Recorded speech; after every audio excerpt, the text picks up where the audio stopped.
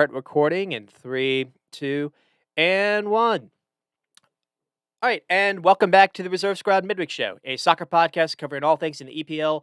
We like to say from a bench perspective. I'm here, Spin, and I'm joined by my co-host Rex. So, Rex, how you Hello. been? I'm doing good, man. It was a good Wednesday. It was nice to see Arsenal actually scoring a little bit more. They got four, thankfully. And I don't know, looking good. They're playing a false nine with actually Ben, what you suggested, Trossard up top, and it seems to be working. It's giving Nketiah a little bit of a break. So it was a good Wednesday, and it was a good weekend too. And looking forward to the games this weekend too, man. We have Ooh. a little bit of some tasty matchups coming up that we'll talk about. We do. I actually thought the weekend's games were kind of lame, at least from my perspective. Yeah. Yeah. It's and we're gonna touch really everything that happened on the weekend, mostly focusing on really what happened yesterday as well. But we also had the EFL final, which we'll probably lead off with. As far as story of the week, I did want to kind of touch on a little bit what happened with the EPL teams in the Champions League, but that feels like so long ago, so we don't really have to do that. The white papers coming out was interesting, so maybe I'll kind of lead off with that, and then I don't know if you want to talk about what happened with Brentford and Tony. Maybe because we should probably speak of that as well, which came out yesterday. Yeah. But the white papers Hmm. coming out, we've talked about it a couple of weeks ago when City got pegged a little bit, where they were going to come out then, and then the City news happened. So I guess they kind of put it on the back burner. But it does look like the EPL is going to have an official independent regulator. And the reason why this is interesting is this is going to it's going to have someone overlooking any proposed breakaways from a different league. So this is obviously Super League specific. But it's going to be a moderator for disputes between the EPL and lower divisions, which definitely has been needed for a number of years. And then it does look like they're going to oversee the ownership transfers. Liverpool and Man United have apparently been put on the market. We know that there was a big issue when Newcastle's owners came in and they had that takeover. That had a number of complications. So this is different. Another thing it looked like is they're gonna look at financials a little bit more. You're not gonna be able to like make up sponsorship income to get away from financial fair play.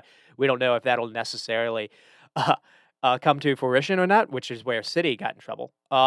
This does feel like to be pretty big news, and so it's kind of gonna be in the back burner. We don't it's only been proposed. I don't necessarily know if it's actually been approved. It does look like we're going this way, and as far as, the future of the league, it might be needed. Yeah, I think so. I think it'll be a good thing. I mean, it never is a bad idea to like add a regulator, just to like a third party perhaps to like look into things. I think it'll be good. And then, I mean, that's kind of, I mean, that again, this news broke, like, I guess, over a week ago, so that is a little bit, on the backside. I mean, Rex, do you wanna talk about what happened with Brentford and Tony yesterday? Yeah, well, we know that Tony was charged with, I don't know the exact number. It's like 280, I think, charges on betting on games, and Tony has basically said he's guilty on not all those charges, but a lot of them. He is contesting some of them, but I still think it's like a couple hundred of charges that Think he so. Yep. pled guilty to. So, and the only thing really that's comparable is Joey Barton got charged with this. He got charged with like 2,000 instances of betting on games, and he ended up getting suspended for 18 months. But he appealed it, and it got cut down to 13 months. So that's really like the only thing we can like compare it to. But Mhm. if you're a Brentford fan, the good news would be apparently like this suspension, the summer months count. So that would take a little bit off of it, even though you're like not playing games or anything like that. And then the other part is, Brentford would be worried about Tony maybe, being bought by like a bigger club in the summer, and that would be off the table. So at least he would be staying at Brentford for another year, Ooh. even though he might be missing, however many months. But I was kind of surprised to see that the summer months counted Mhm. as a suspension because you're not playing any games or anything. So, the timing of it could be good, honestly. And if Brentford can keep Tony, and obviously they're also in a place where I don't think they're going to get relegated, so they would Right. definitely suffer without him. But I mean, it would kind of stink because they are possibly challenging for like a Europa spot. But I don't know. I think ultimately, as long as they're not going to get relegated and they're back and they have Tony, Tony will stay put. It's not like it's not a terrible situation. Maybe. I mean, who knows? He could get suspended more, but it's weird because there's not a lot of like instances of this happening. So I'm just kind of going off what happened to Barton. So like Yeah. maybe Tony could appeal, and it might be a little less time. I don't know. We'll see. But also, I was kind of reading that people think that the fact that he's kind of coming out and saying he's guilty in some of them, and he's kind of contesting others, that maybe like the actual charges won't be 280 or whatever. It might be like 180. So I don't know. It's going to be interesting to see how long he might get suspended for, and then there's the appeal process and all that. So it's gonna get messy. But if you're a Brentford fan, there's a little bit of a silver lining, I think, to take away from it. I like the point you brought up where maybe this will actually help them keep him. I wasn't Yeah, I wasn't even thinking about that. I know that I've brought him up for a few teams as someone I would definitely look at, and you're right. This might actually take that scent off a little bit, so that this could be maybe a blessing in disguise. I like the positive look on it. I mean, I yeah, think he pled guilty to 200 charges. He was maybe going to be charged or offenses. He would have maybe been charged. I think Jeremy mentioned the number was over 1,000, which is absolutely bonkers. jeez. And like you said, there isn't a ton of this, a ton of I guess precedent to go off on. I think I saw Barton, Joey Barton mentioned as well, as far as Yeah, the closest thing you can compare this to. So it yeah, is it pretty is much. kind of a different scenario, and yeah, it's definitely, you imagine it is going to affect them, but like you said, the position in the league is good enough where you imagine they'll still be safe, and so, Yeah. like you said, this if they're able to keep him a little bit more, and as long as well, another news to maybe get to is Thomas Frank has been mentioned as far as people kind of looking around at them. So maybe if Brentford's Yeah. form kind of goes down with that, maybe that will help Frank kind of stay there as well. You don't Yeah. necessarily want to think that like that, but yeah, that's kind of the way this kind of goes. Um, Yeah, unfortunately. and so, I mean, that's kind of it to say. I mean, one thing I wanted to say is, the slate of weekends games wasn't necessarily the best. I was actually going to have Jeremy on to kind of just talk a little bit about Brentford and just kind of outside topics, just because I figured we didn't really have a ton to talk about. Maybe one of the reasons why is Brentford and Brighton didn't play on the weekend, Mhm. and honestly, week in week out, they've been one of the more exciting teams to talk about, and so. Yeah, that's Um, true. the Brentford didn't get to play, and then they got hit with this news. So, and they turn around Monday and have a giant game versus Fulham, who kind of like neck and neck in the table. Oh yeah, and they're heated rivals from the days in the championship. So they already don't like each other. And then Ben, one thing that I found was weird though about the weekend games, and even like yesterday, a bunch of shutouts. I mean, we had like Yeah. Everton got shut out, Leicester got shut out, Nottingham got shut out, Southampton got shut out, and Crystal Palace and Liverpool was 0-0, and Chelsea got shut out. So it was a lot of shutouts, even though I mean there was a couple like teams that scored 4 goals, like West Ham scored 4, City scored 4, but a lot of other teams ended up with 0 goals. Yep. So it was a little bit of a it was still a good weekend, but we didn't see like the scintillating games, or at least like one marquee like game that we usually have on the weekend. And the only game that really had, I guess, like someone scoring, I guess, in the first half was maybe the EFL final, or the Carabao final. And to be honest, that wasn't necessarily the best game either, which I guess we'll probably lead off with. So Man United do go on to beat Newcastle. Was it 2-0? Yeah. Yeah, Okay. yeah, 2-0. Sorry, I didn't actually. Should have looked at the script a little bit better. A goal from. Well, it's kind of an unfair scoreline for Newcastle. I mean, I think so too. I think United deserved to win, but I think like a more fair scoreline would have been like 2-1, because I think Newcastle did have like really a couple bright moments. I mean, they started the game like the first 10 minutes really well, Hmm. so it's a little bit of a misleading scoreline, because Newcastle were definitely competitive in the game and probably should have gotten one, but with that being said, I think United definitely were the better team for the whole of the game and deserved to win. But just I felt a little bad for Newcastle just because I feel like they deserved a little bit more, and they haven't won a cup in like 40 years, so I kind of was rooting for them a little bit. Don't tell Alex, And but I felt bad for Eddie Pope. One thing I was Mhm. wondering about before the game, and Jeremy actually was able to give me the answer on this, is I was wondering if Newcastle had gone on to win this, would have this been the first like official like big trophy won by an English manager?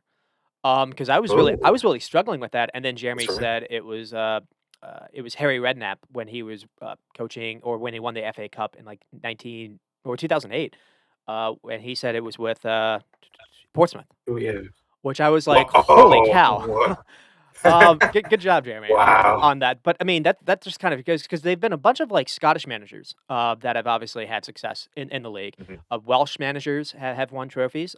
Brendan Rodgers is Irish. But it's kind of weird how the English part of that, continent of the UK has struggled in that aspect. And so, Eddie Howe has, I guess, that kind of on his shoulders. Graham Potter was maybe kind of looked at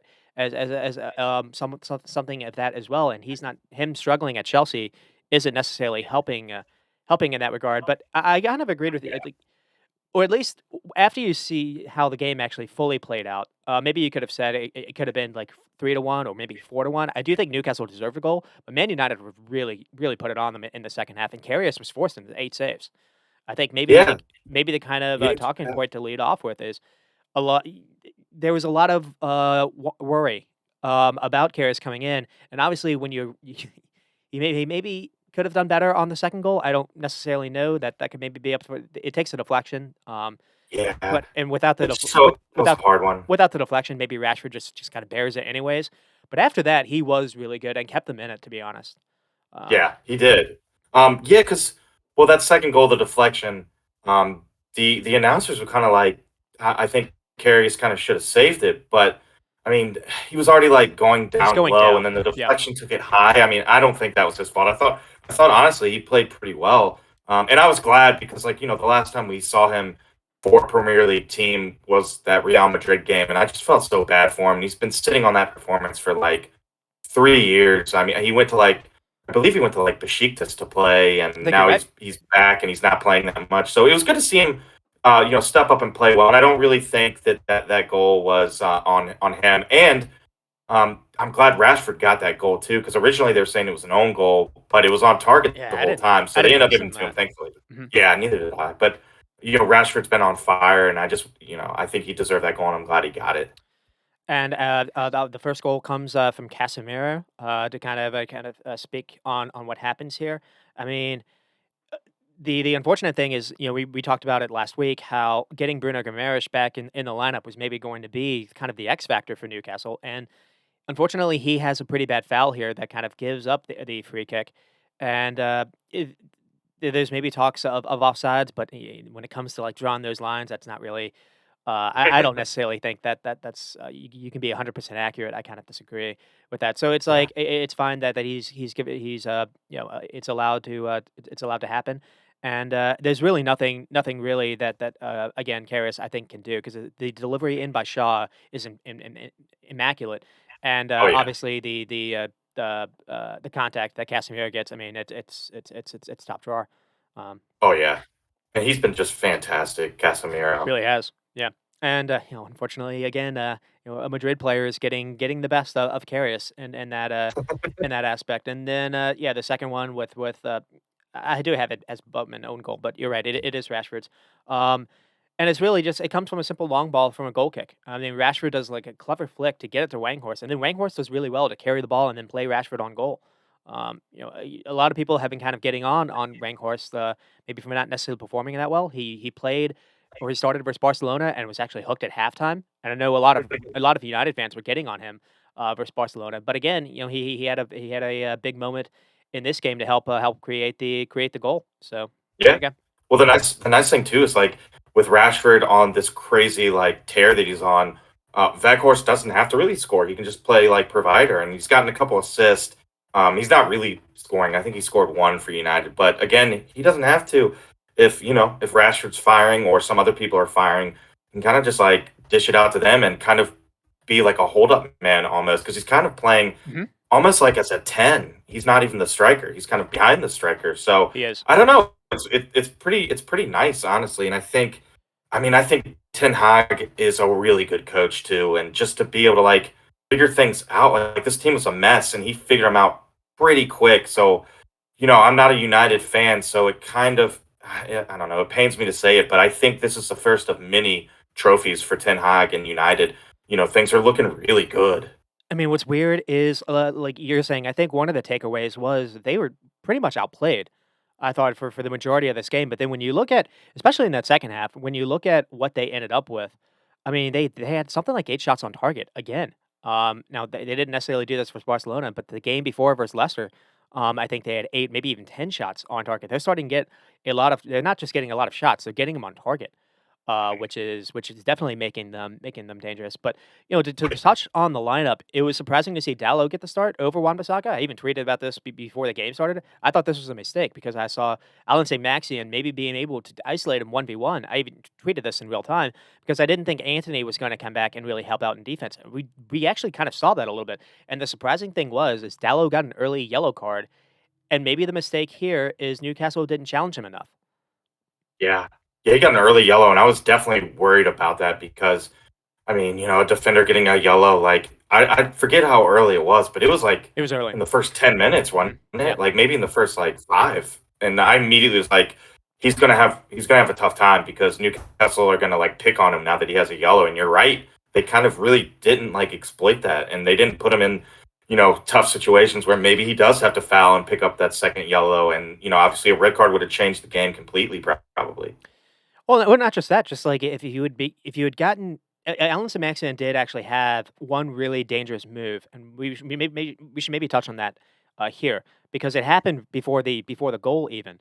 But so I think it's one of the few times when Newcastle, I think it was Longstaff whipped in pretty much a perfect ball across the 6 yard area.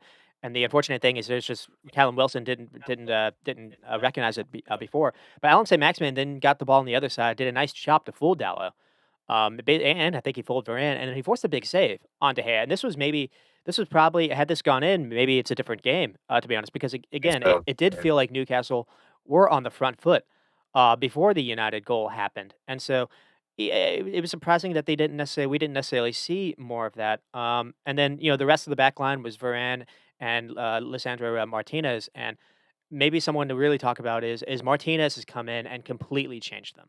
Yeah. Obviously there's going to be focus on Casemiro, rightly so, but Martinez has come in and he changes how they build from the back. He is so much better on the ball. And another thing too, there was a lot of focus. We kind of did it as well. There's a lot of focus on his height for being able to play that position, and just the main thing that position really requires is aggressiveness. And man, did we see Mhm. this! He puts his head through Yeah. anything, and Uh-huh. basically won a 1v1 header versus Ishak. And I think it, like, surprised Ishak that he, like, even, like, went for this, and, like, he was spectacular. Again, he was really good for Barcelona as well. Mhm. Yeah, who did he I think he went up against Botman and, got, like, a huge cut on Sure. top of his Yeah, yeah. head, and Yeah, you're right. Shar, and he was bleeding on top of the head, and Shar's, like, face immediately started to swell up too. So, yeah, I mean, like, he he kind of remember, like, Lucas Torreira when he, like, the World Cup where like, was shining and was just super aggressive but kinda small? Lissandro kind of, like, reminds me of that, where it's like his height doesn't matter just because he's so aggressive. And I mean, he's been fantastic, and getting Maguire out of there as well has helped because he's also pretty pacey now. And like you have Varane who's a little older, he's not as pacey, so you got a little bit of like you got a taller defender that's a little slower, and then you have like a shorter one that's pretty fast as far as center backs go. So again, it's like it's just a good pairing, it's a good partnership back there. And it's just so funny how this is the team that Brentford was able to score 4 goals by just being able to press them into mistakes everywhere. Newcastle were trying this, and we didn't see any of that. And this was really the test to see how they would do versus that. And City was a test for them as well. And it really is a different team, and you can definitely credit that with what Ten Hag has been able to turn around. But Oh yeah. from a neutral perspective, it was kind of a shame that that second goal happened. I mean, obviously, it's harsh on Karius, and then he did bounce back. To be fair to him, but I think people aren't going to necessarily notice that. But yeah, just watching it live, it did feel like they had majority of the ball, and frankly, the United end. And then you look at the stats; it's 15 and 2 on target, versus Man United's 14 and 10. And that, I mean, and a couple of these, only two of these shots were blocked by Man United. Like the fact that they were able to get so many shots on Karius is stunning. And then the XG was kind of surprising too. It's just point 0.3 for Man United, and then over 1 for Newcastle. I mean, possession was 61% for Newcastle to 39 for Man United. Man United didn't have the most passes in this game either. So on the just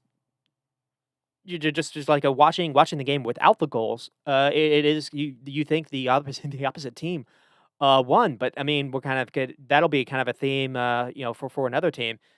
Sometimes it really is just about putting chances away. Goals change games, goals win games. Yeah.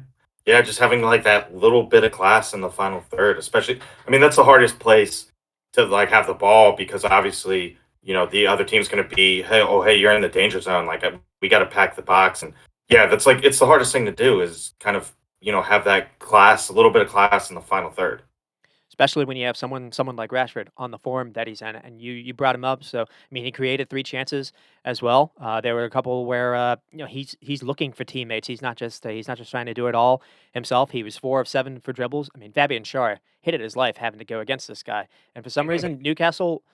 I understand trying to get Trippier kind of involved in the attack, but it was interesting to kind of see them isolate the center backs versus Rashford, and I don't think they enjoyed that. They didn't enjoy Rangford, running at them either, to be honest. And Bruno was actually able to get free a few times. Like the only thing that was interesting was I didn't think Anthony necessarily worked. Um, Yeah. and Yeah, definitely. that's maybe kind of they still have an issue at right wing spot because they tried Bruno right wing versus Barcelona, and that wasn't necessarily working. Now again, Barcelona is a different animal. Um, but and it still seems that there's maybe kind of a struggle there. They keep trying Sancho there. That's not necessarily working.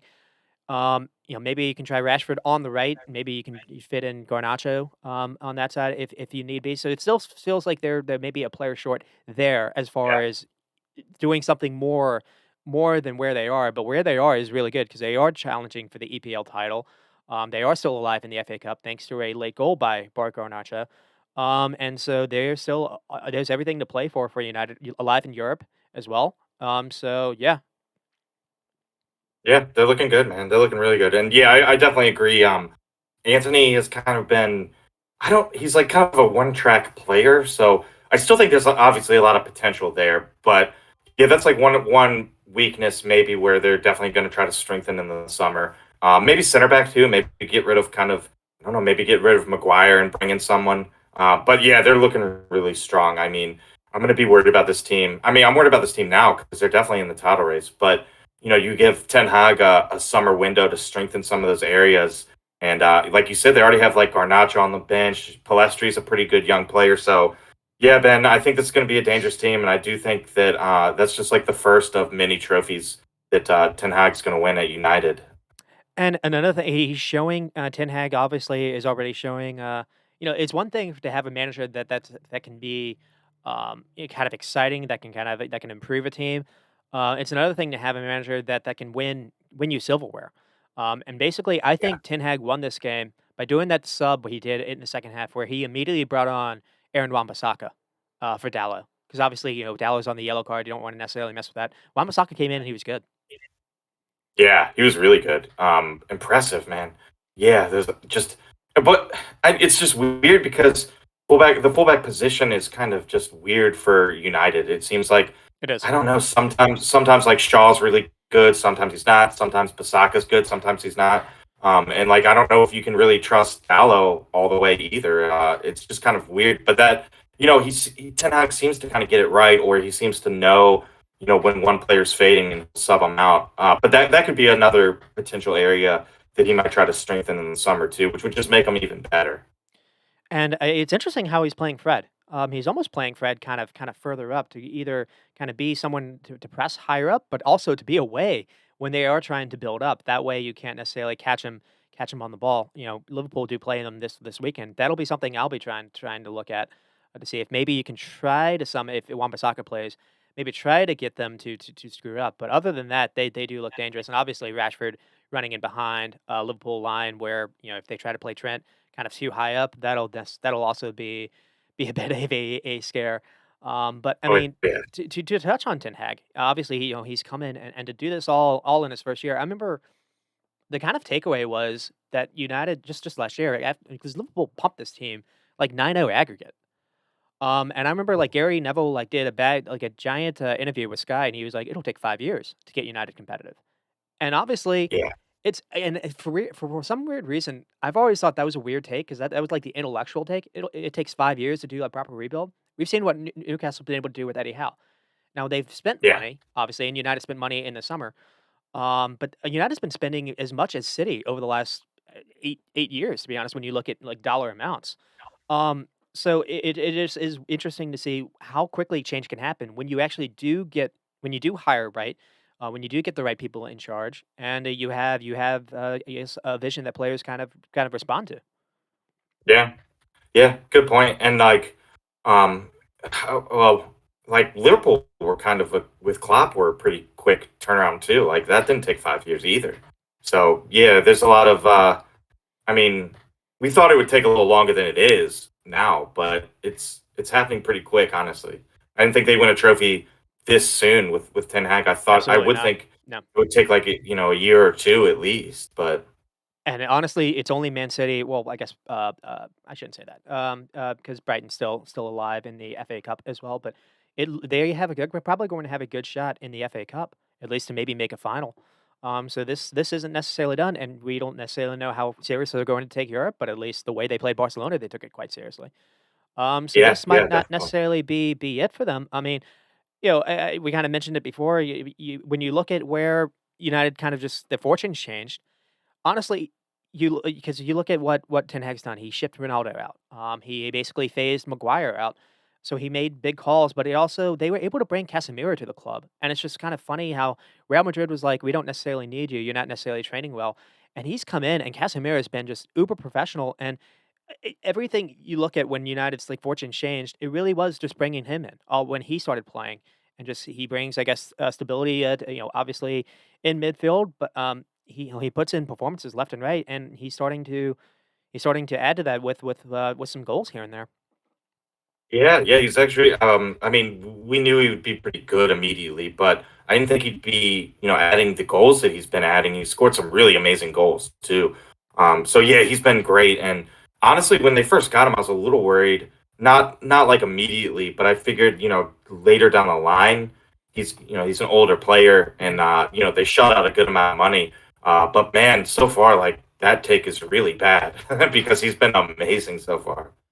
And I mean, when he's gotten a chance to play, Sabitzer has looked pretty bright for them. And so, you Yeah, lose you lose definitely. you lose Ericsson. You figured that was maybe going to be an issue for them. And again, Ten Hag just been able to make Bruno not become a liability for them.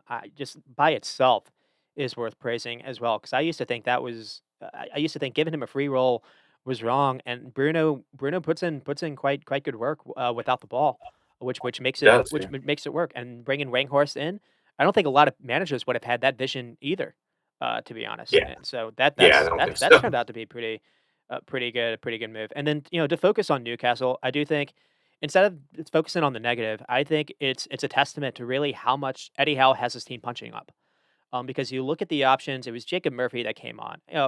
Alexander Ishak is the one exception, but Elliot Anderson came on, Matt Ritchie came on, and United had like Jaden Sancho to bring on the bench. And they were kind of struggling a little bit in front of goal. I didn't think Callum Wilson had his best game. I thought Newcastle had a chance to score versus Liverpool. In that second half and make it 2-1, make it like a scary end to the game. Because Callum Wilson was through on goal, and Allison made a good save, but Callum Wilson kind of fluffed his shot. It seems like maybe he's low for confidence, and the scary thing I think for Howe is you've got this team firing in every situation you need to, except for actually scoring. And so when that's the scenario, Like, how do you all of a sudden get your team to turn around and be a little bit more confident in front of net? Maybe Anthony Gordon, coming back will help. I think he was, cup tied. Um, but it's when because in the beginning, it was you were getting goals from Miguel Almiron. He was kind of Yeah, doing things 1v1. You're getting goals from he Joe was on a Linton, fiery pace. and it's just, a lot of that is kind of stopped for them. It's not just this game. Yeah, yeah, that's a bit of concern for sure for now. And yeah, they're on a little bit of a slide, so we'll see how he can turn things around. I think he can because they do have a lot of attacking options. Sometimes though they're struggling with like injury. Maybe that's part of the reason why. But they have some weapons, but they definitely. I mean, I think Howe would definitely like to strengthen up in the summer and really have a go at. I mean, they're probably going to get top four, but maybe really have a go at like the title, perhaps, because they're another team that's probably just a few transfers away from I you think know so. Yeah. being like a big dog in the Premier League, which is crazy because we have a lot of them. It feels like, and you have like Chelsea spending a crap ton of money, and they're not even in the top four. So like maybe next year they could come good because they're gonna buy like a ton of money, so or use a lot of money. So And it's just one of those things where, again, I think it's more of a celebration of where Newcastle's been able to come, with Eddie Howe, and they're able to get their feet a little wet, and when you get your feet a little wet, you wanna go a little bit more into the pool. And so I think you're right. We'll maybe see Newcastle, do a little bit more of business in the summer, and then really give this a go. But I mean, they do have. It's not gonna be easy for them, at least for now, because a lot of people have kind of penciled them in, to be top four, and the slide they're having is kind of it's probably shaky, a little bit, and you're gonna play, Man City now, a quick turnaround, and yeah, you're gonna have to do this without Pope. So, do you maybe I guess Dubravka is their number 2. I guess Dubravka comes in, but Karius wasn't terrible, so I wonder what Eddie Howe was gonna do. yeah, I don't know. Yeah, a Yeah, lot of decisions. He probably, I guess, he would go to Cup, but yeah, you're right. Like Karius was pretty solid, and you mentioned how many saves he made too. So I don't know. That's gonna be interesting to see who he plays for sure. and then we'll move on to what we won't necessarily talk a ton of what happened with Arsenal and Leicester, but we will speak a lot about Arsenal because of what happened yesterday. But this game does end 1-0, courtesy of, Martinelli, getting a goal in the 50th minute. Kind of like the lineup news was Trossard getting a start and kind of playing in the center, but what's kind of funny is a little bit, and we did see that in the first half, but we saw Martinelli and Trossard kind of switch a little bit. It was a little more fluid, in that second half, and that's really where the goal, came from. And I think another lineup news was, Partey was able to return, made a cameo in the second half, and we saw him, yesterday as well, and he looked very good again as well. And then for Leicester's sake, no James Madison, no fun, no party, because Leicester's record without him is kind of stunning, to be honest. It's not just wins and losses, like just overall production completely changes. Which and when we get to Leicester, we'll definitely focus on that because it's stunning how this team honestly looked like they were on the way, well, maybe back to some kind of form, maybe being able to put a kind of run together. I thought they looked pretty good versus Man United, regardless of the scoreline, and then Yeah. they looked lifeless, as a team as really we've seen this season. Yeah, and I mean, we were talking a couple weeks ago about how much they were scoring now with Iheanacho up top, and just looking at the stats from this game for Leicester, they're just terrible. They had one shot, none on target, 34% possession, 68% pass accuracy. So it was a poor game, and I was really surprised. I was a little worried. Obviously, like seeing Madison not in, I was like, okay, well that really helps. But they were on such a scoring tear that I was still worried that this would be a tough game, and maybe a bit of like a shootout. So I was really shocked to see just how bad Leicester were with the ball. They were dreadful. 'Cause Defensively, not terrible, but offensively just was very bad. 'Cause they were home too. It just to Hmm. get played that much off your own pitch at home. You're right. It was stunning and worrying, to be honest. And so Hmm. I do want to touch a little bit on the goal that happens because it really comes from Gabriel being brave.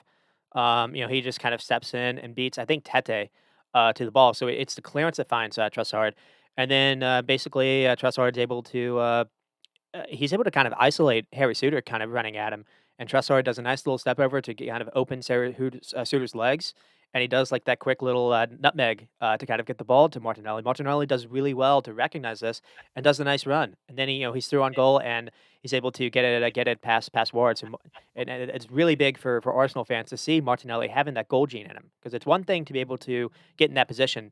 It's not an easy finish, especially because he gets hurt on this. Indeed, he kind of lands on his knee, which was a scare. But yeah, when I first saw the lineup, I was interested to see how this was going to work, because sometimes Trossard does drop deep, and I figured, well, that's kind of where Odegaard that kind of likes to play in that little pocket of space as well. And the issue that I've Mm. had with Arsenal in some of these games has been, when Nketiah has actually kind of dropped deep and kind of trying done to do the same things that like Jesus does or did when he was playing, is you're leaving that spot that no one's occupying with the center backs, and we saw that with Trossard in this game. And so Oh, it was everything changed when Martinelli was able to actually play a little bit more in the middle, and we really saw that versus Everton.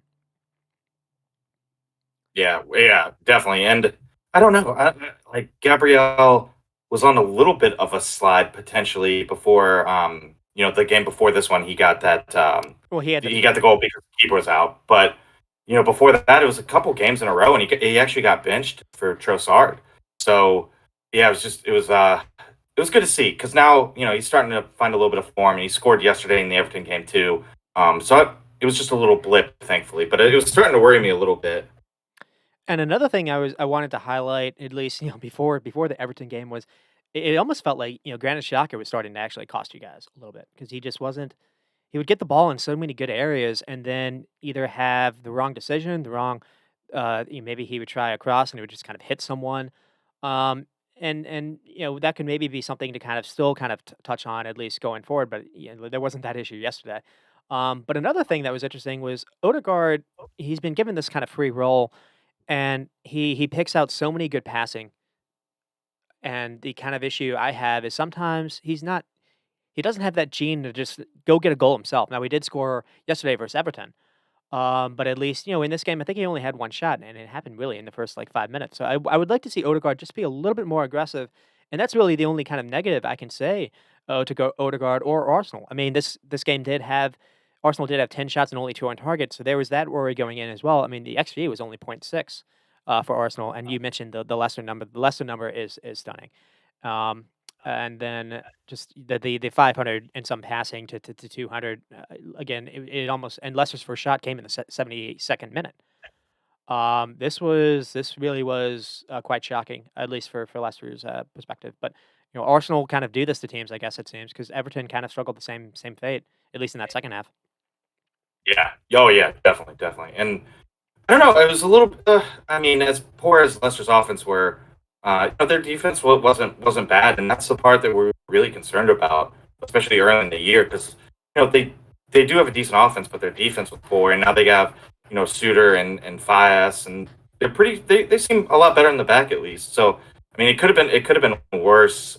So like if you're a Leicester fan, your defense wasn't bad, and that's kind of what they need. I think the offense will score enough goals for them to be competitive, but they really got to get that defense straight. And it looks like they're doing better. So Well, they got Ndidi back. That could maybe help out a little bit. The thing that I noticed was, I mean, I was mostly focused on the second half, but maybe this didn't happen in the first half. But I mean, the game was still 0-0. And then what happened was, I guess this was maybe more in the first half. Now that I think about it, because that goal did happen kind of late or early, in the second half. But Dennis Pratt was played instead of Jimmy Madison.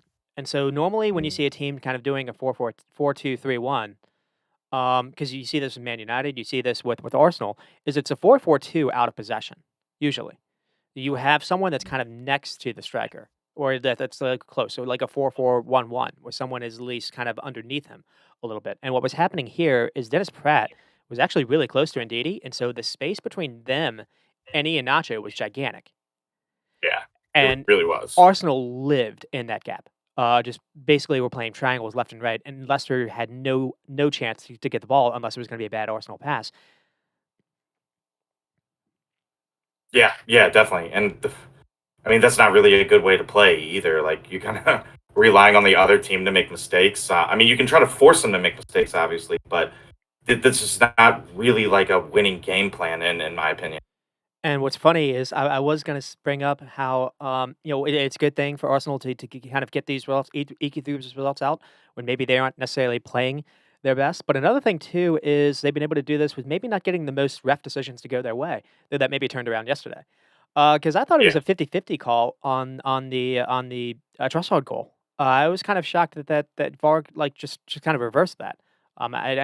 I mean, maybe you can say, definitive or not. I didn't necessarily think it was definitive, to reverse Yeah. that, so I was surprised. I was surprised on That's a that. good point. Yeah. Yeah, that's a good point. Yeah. I didn't necessarily.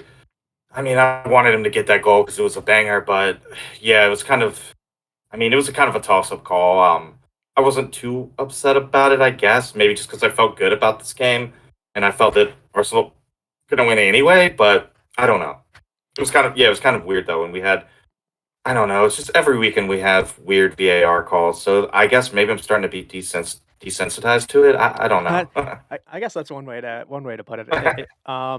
And then to kind of focus on Leicester, what's crazy is they actually did score, before even that one shot. It just didn't count because of the and offsides, but and it's a nice, I think, it might be Tede that actually fades Iheanacho in. So if Iheanacho, when he was given the ball and given an opportunity to kind of get something on goal, I don't necessarily put this on Iheanacho. And Iheanacho was trying to run.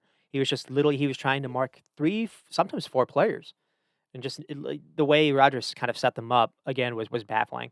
But anyways, we'll move on to Arsenal and Everton, which happened yesterday. And I'm going to use a take that I'm kind of worried about because it might be a little exaggeration. I don't want to necessarily, scare you off, Rex. But anyways, maybe the surprise here was it was basically the same. Actually, it was the same starting 11 that happened versus Leicester, and then we saw a couple changes. Jorginho was off for Thomas Partey in the 46th minute. That was a bit surprising, to be honest, Yeah. because basically a halftime switch. It wasn't like Jorginho was necessarily playing terrible, though.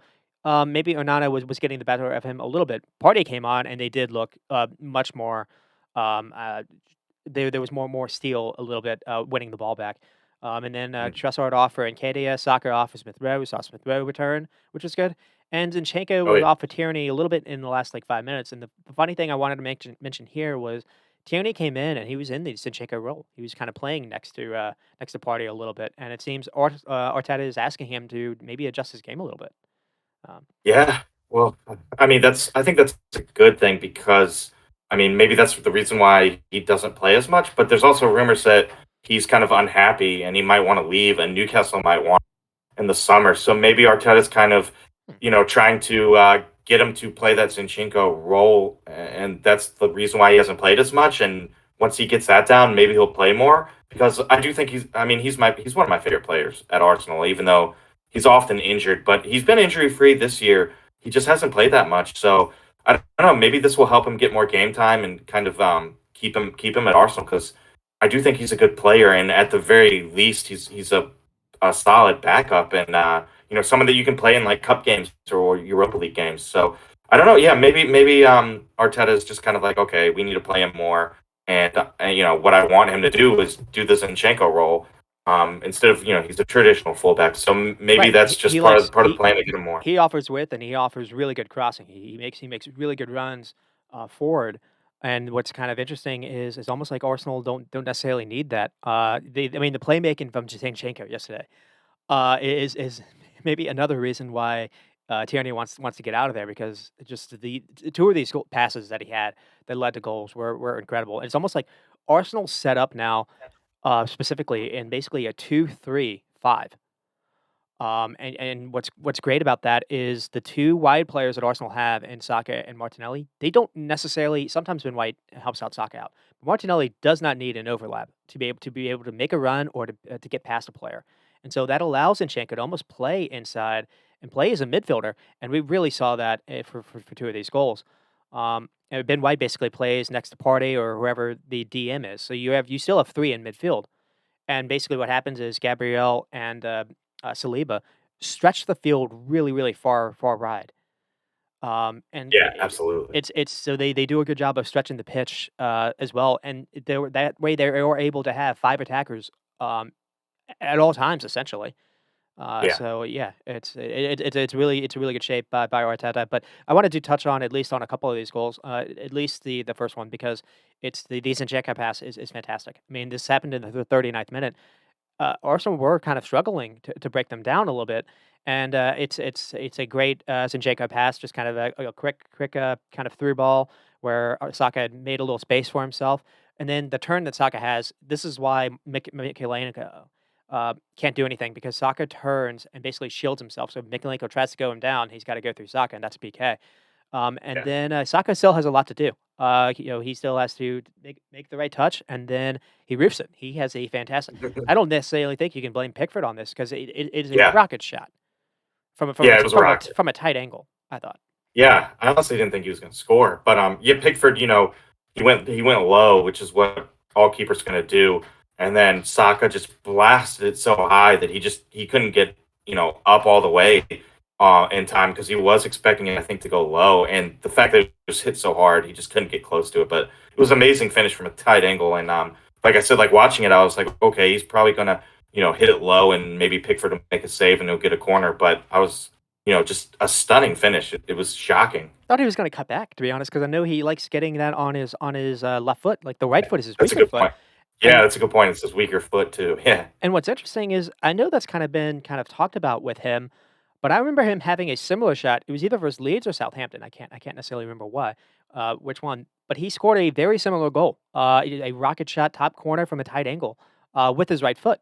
So he does have this in his locker. But I do want to touch on this as well because Saka is the right winger for Arsenal, and when you look, Saka's playing in the half space. But when you look at who is on the right of him, like right of him, basically on the touchline, it's Martinelli. Martinelli had a Yeah. free roll this game, in a way I don't think we've necessarily seen, and I do think this was on Arteta. That Arteta told him to basically run where the space is. Don't just have yourself on the left side.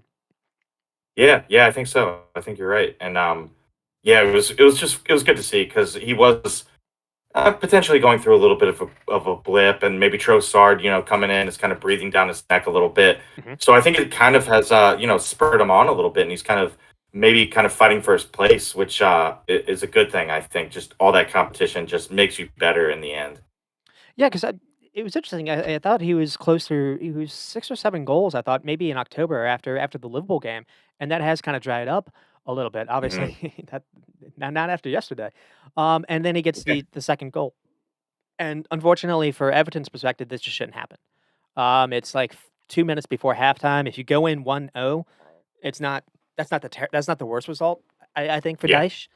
And really what happens what's unfortunate here is Idrissa Gueye actually does well to win the ball off Odegaard. Odegaard's kind of, being lazy on it, and just, Gueye, for some reason, doesn't immediately pass it back to Pope. He kind of takes a little long on the ball, and Saka recognizes it and doesn't quit on the play and just, catches him from behind, and then Martinelli is there to kind of, again, Martinelli is in the middle. He's not on the left side here. He's kind of next to Saka when this happens, and, again, it's another really good finish by Martinelli in front of goal. Oh yeah, yeah, that was a really good finish. And this one, I mean, this one went to VAR and was like they drew the lines and it was like dead even. So I mean, this was a little bit of a tough one too because I mean, you just couldn't tell if he was on or not, and if he was off, it would have been like inches. They had to do But I it guess it was like yeah, it's so close. He was level, so he's on, I they had to guess. do it But with the ball. I hadn't seen this before, uh, and it's crazy. I don't think they knew how to actually get like the where the sphere is. It's stupid. They have to change how they do offsides. Yeah. But to be honest, like this is level. This goal should have counted. I'm glad it counted. And again, Arsenal haven't necessarily been getting these decisions to go their way. You can remember like that one for Brentford. So Oh yeah, yeah, yeah. you finally Yes. got that luck to kind of turn around. And then I mean the third goal from Odegaard. This happens after a decent McNeil chance. So Everton actually had a chance to maybe make this 2-1. It's a good save by Ramsdale. But the thing to talk about here is again it starts with Martinelli receiving the ball in the middle.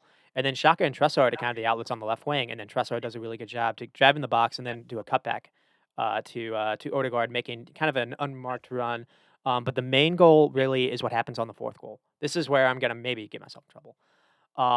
Because this goal I think should excite Arsenal fans, and it comes from Nketiah. Nketiah didn't even start this game. We don't even know if he's gonna be the starter going forward. But Yeah. Again, it goes back to my worry where in past shows, I didn't love Nketiah dropping deep to sometimes show for the ball because that meant there was no one Mhm. occupying the center backs, and here Martinelli does that job. So when Nketiah does this and he finds Zinchenko, and then Zinchenko plays a very good ball to Nketiah, making a clever run that no one spots. There's someone for Nketiah to actually, there's someone for Nketiah to actually square a ball to.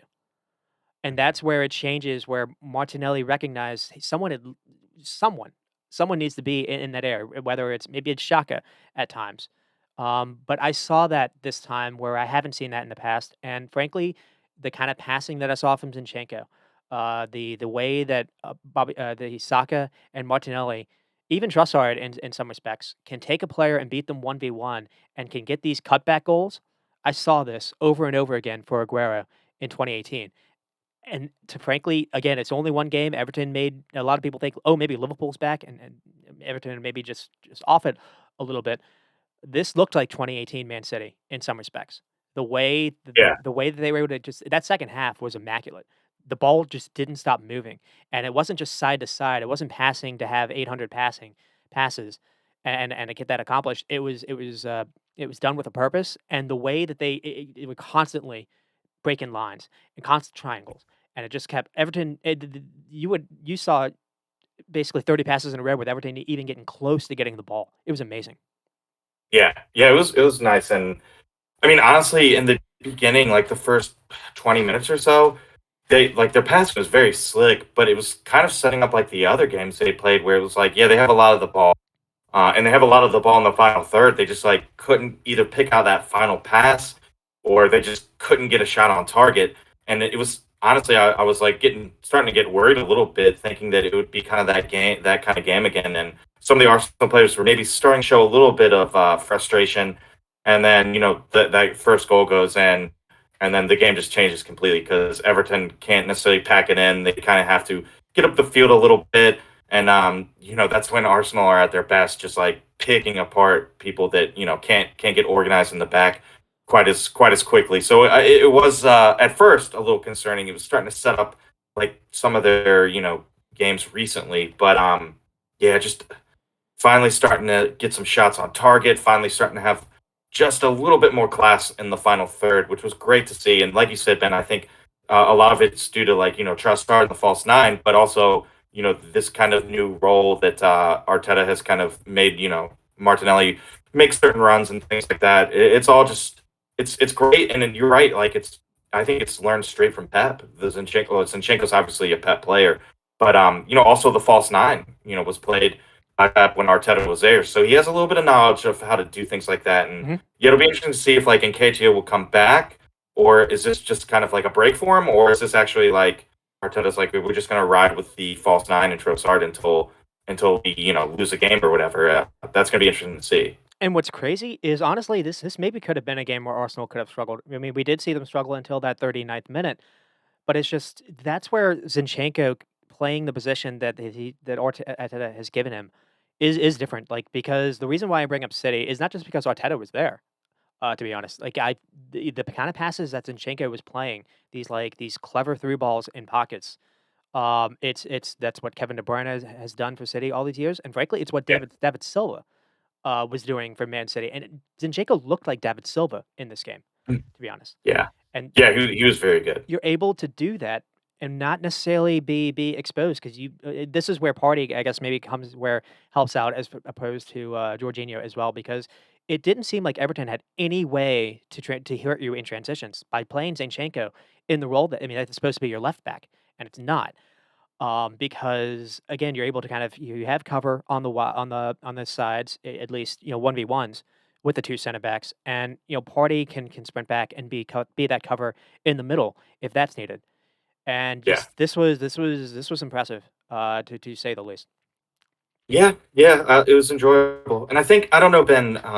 Just one little quick thing of note: Jorginho coming off at halftime and Partey coming on. I'm not sure if that was like planned or not. I think it was because I don't think Jorginho was hurt. So I think the plan was kind of to get Partey like at least a half and just kind of like step up that comeback trail. So I don't think Jorginho was hurt. I hope he wasn't, Mhm. and I hope it was part of the plan. But that might be a little thing to look at if Jorginho does end up, missing some time, and Partey's obviously coming back from injury. That could be maybe something to look at with a little bit of worry in the future. But I think it was planned, hopefully, and Jorginho, I think, is fine.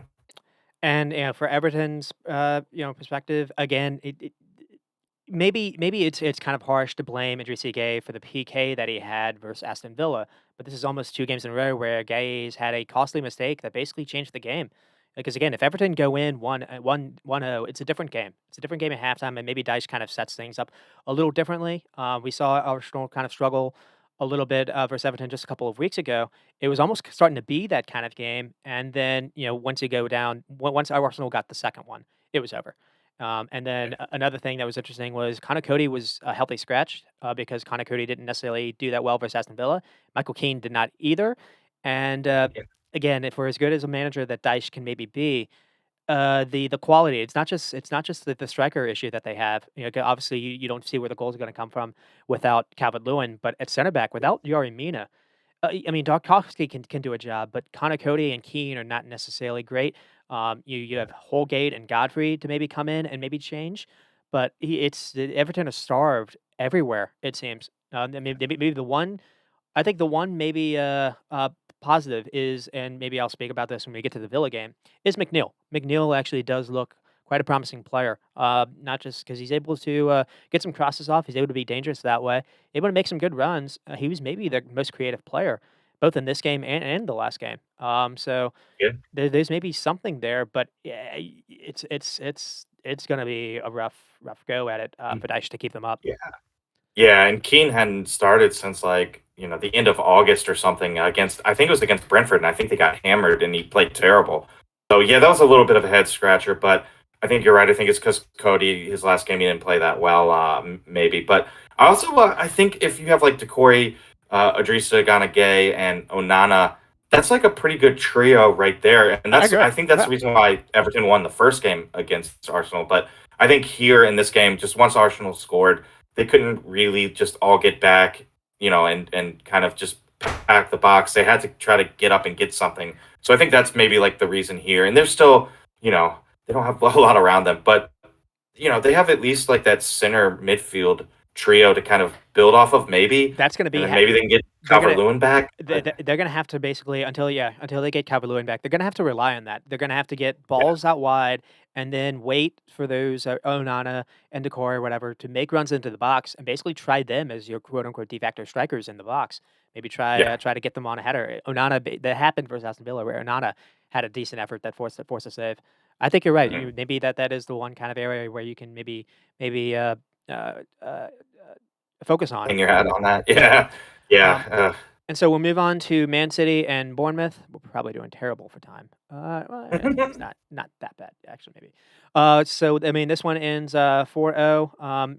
Kind of the interesting thing here is again, Pep keeps doing this kind of 3-2, like a 4-1 formation with Holland kind of in the middle. The thing that's interesting here is Kevin De Bruyne was kind of a healthy scratch. Given a little rest here. He wasn't able to play versus Leipzig, which kind of was an issue we saw.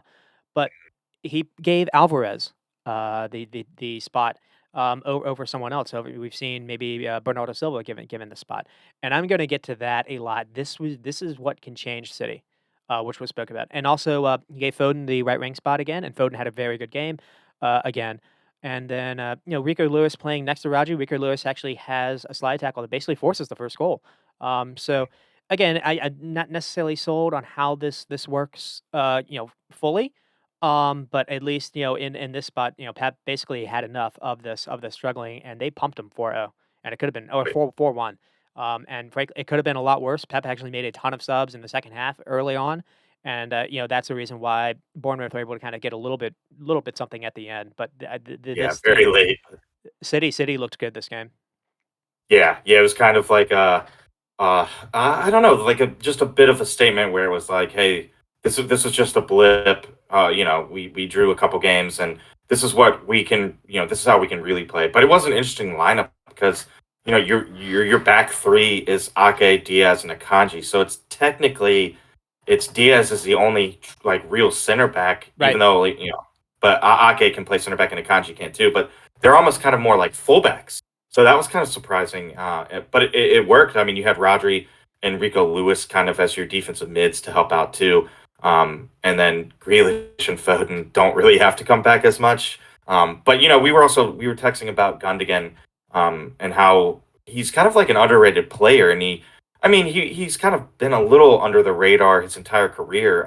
Maybe because like he was really hitting the heights at Dortmund, Mhm. and maybe just English fans of the EPL weren't really watching the Bundesliga, but he's an underrated player because he can kind of do whatever Pep wants. He can score goals, he can be the provider, but he can also kind of like sit deep and shield the defense. So yeah, we were just talking about how he's just so underrated, and maybe we would like to see him go somewhere where he could actually be the main guy and like actually get some of that credit that he deserves.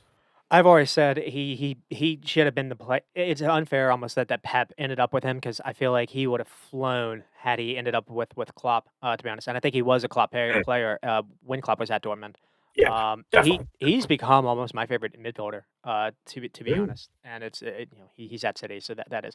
But you're right. He can play almost anywhere on the pitch. To be honest, and yeah, the main thing that makes him so important is he can drop back and be that kind of deep lying playmaker if you need him. He's not pressable. We see him get out of pressing all the time, and he makes such clever runs when City do get the ball in the box, and he basically becomes another striker. And he's good at putting stuff away. He's also good at creating. oh, yeah, And so the first goal comes from Kevin De Bruyne after Rico Lewis wins the ball back. Gundogan, does a quick cutback and plays a perfect ball over the top to Foden, who's just on sides, and then Foden gets the ball taken off him. And then Holland tries to rebound. It just kind of hits off the post. But then Alvarez is kind of right there. And the reason why Alvarez is big is this is something where if Kevin De Bruyne is playing instead, I think Kevin De Bruyne is maybe in the top of the box, waiting for a rebound to fall that way. He's not going to ooh, be in the spot where Alvarez is. Alvarez was basically anytime in that first half, Alvarez was shadowing Holland. And so, well, Holland, he's kind of behind him, and Alvarez goes to the back post just to do it, and it's a striker's instinct.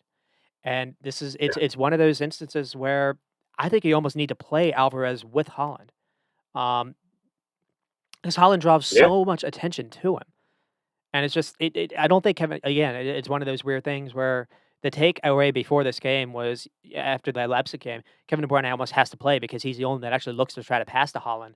In this instance, I don't know how Kevin De Bruyne fits into the squad unless you made Foden left wing, make Kevin De Bruyne almost the right wing, where you can just kind of ooh, just make him cross balls in from the right. But Holland can't just be the only guy. And again, Gunnigan's going to try to make these runs as well. So you have got two players that center backs have to worry about. And again, City basically are going to have so much of the ball in the opponent's area as well. You need poachers sometimes. It's not going to necessarily be pretty. It's not pretty pet ball. But if Pep can do this, City maybe can kind of do something in the Champions League as well as maybe kind of make another title push. They looked oh yeah. this changes them.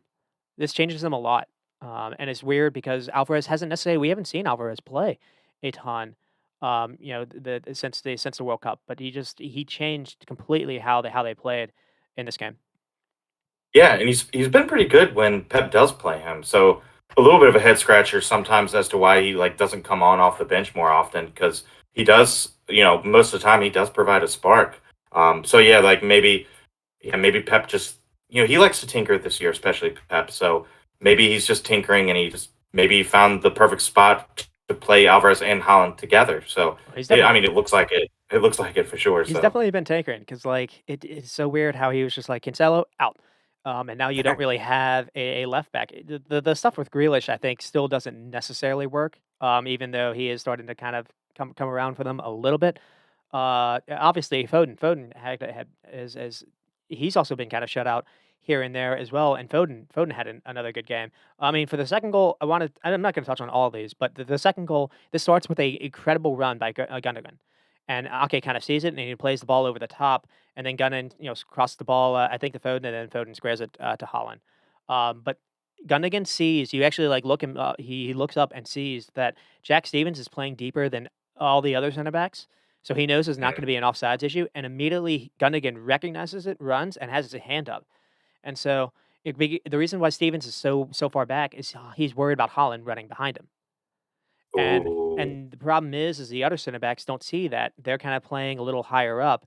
The right fullback is kind of next to each other, and the right fullback just does not see Gunnigan make this run behind him. And again, this is one of those things where Gunnigan is so clever, and he forces this goal. No, it's an assist by Foden. Holland gets the goal, but this happens because of Gunnigan. Yeah, yeah, definitely. I'm glad we're picking him out too because, well, I mean, yeah, like he gets some credit, but he's definitely underrated. And do you remember like I think it was like 2 years ago?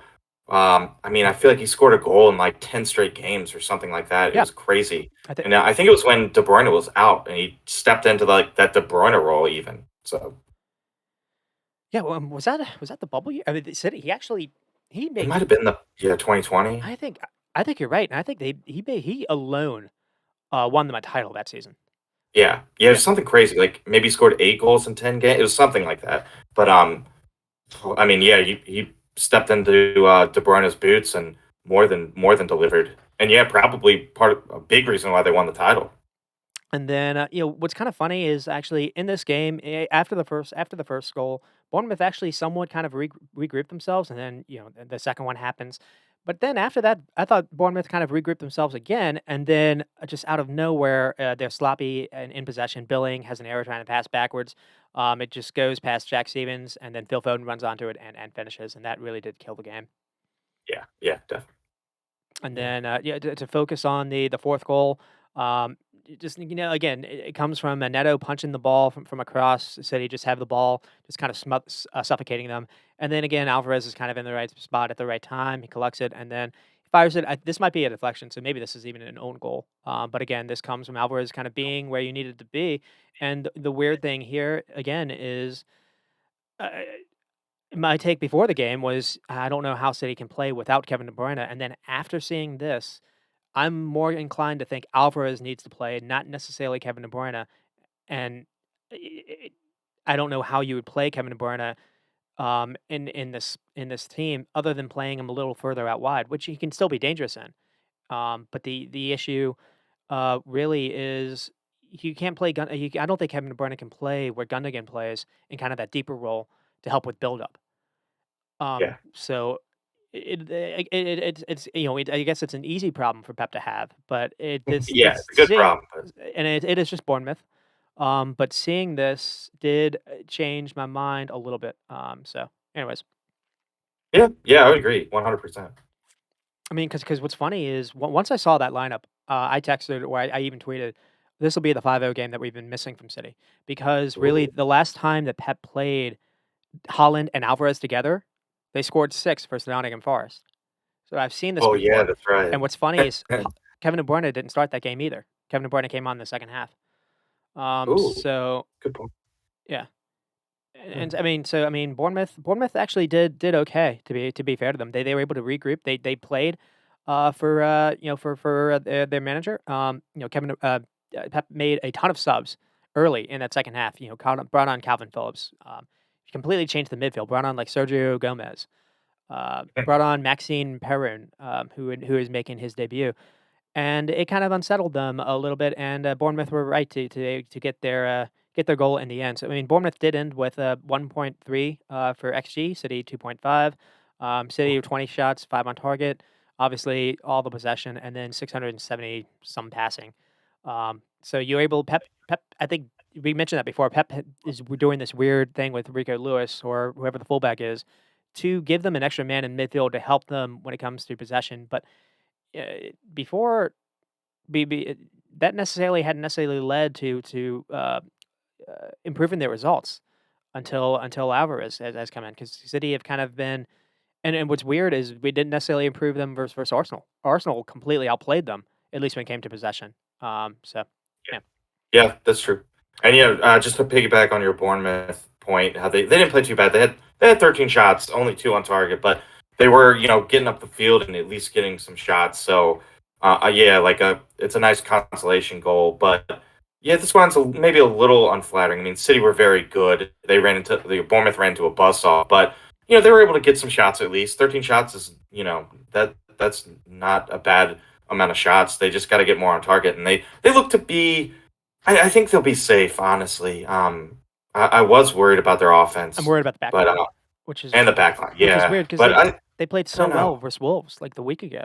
But, I mean, Yeah, Wolves aren't Man City, but then again, no other team, other than, I guess, maybe Arsenal is Man City, so maybe that won't be that big a deal. Though they have been I think yeah, they are the worst when it comes to goal differential, and maybe not losing probably. not losing 4, you only lose by 3 goals.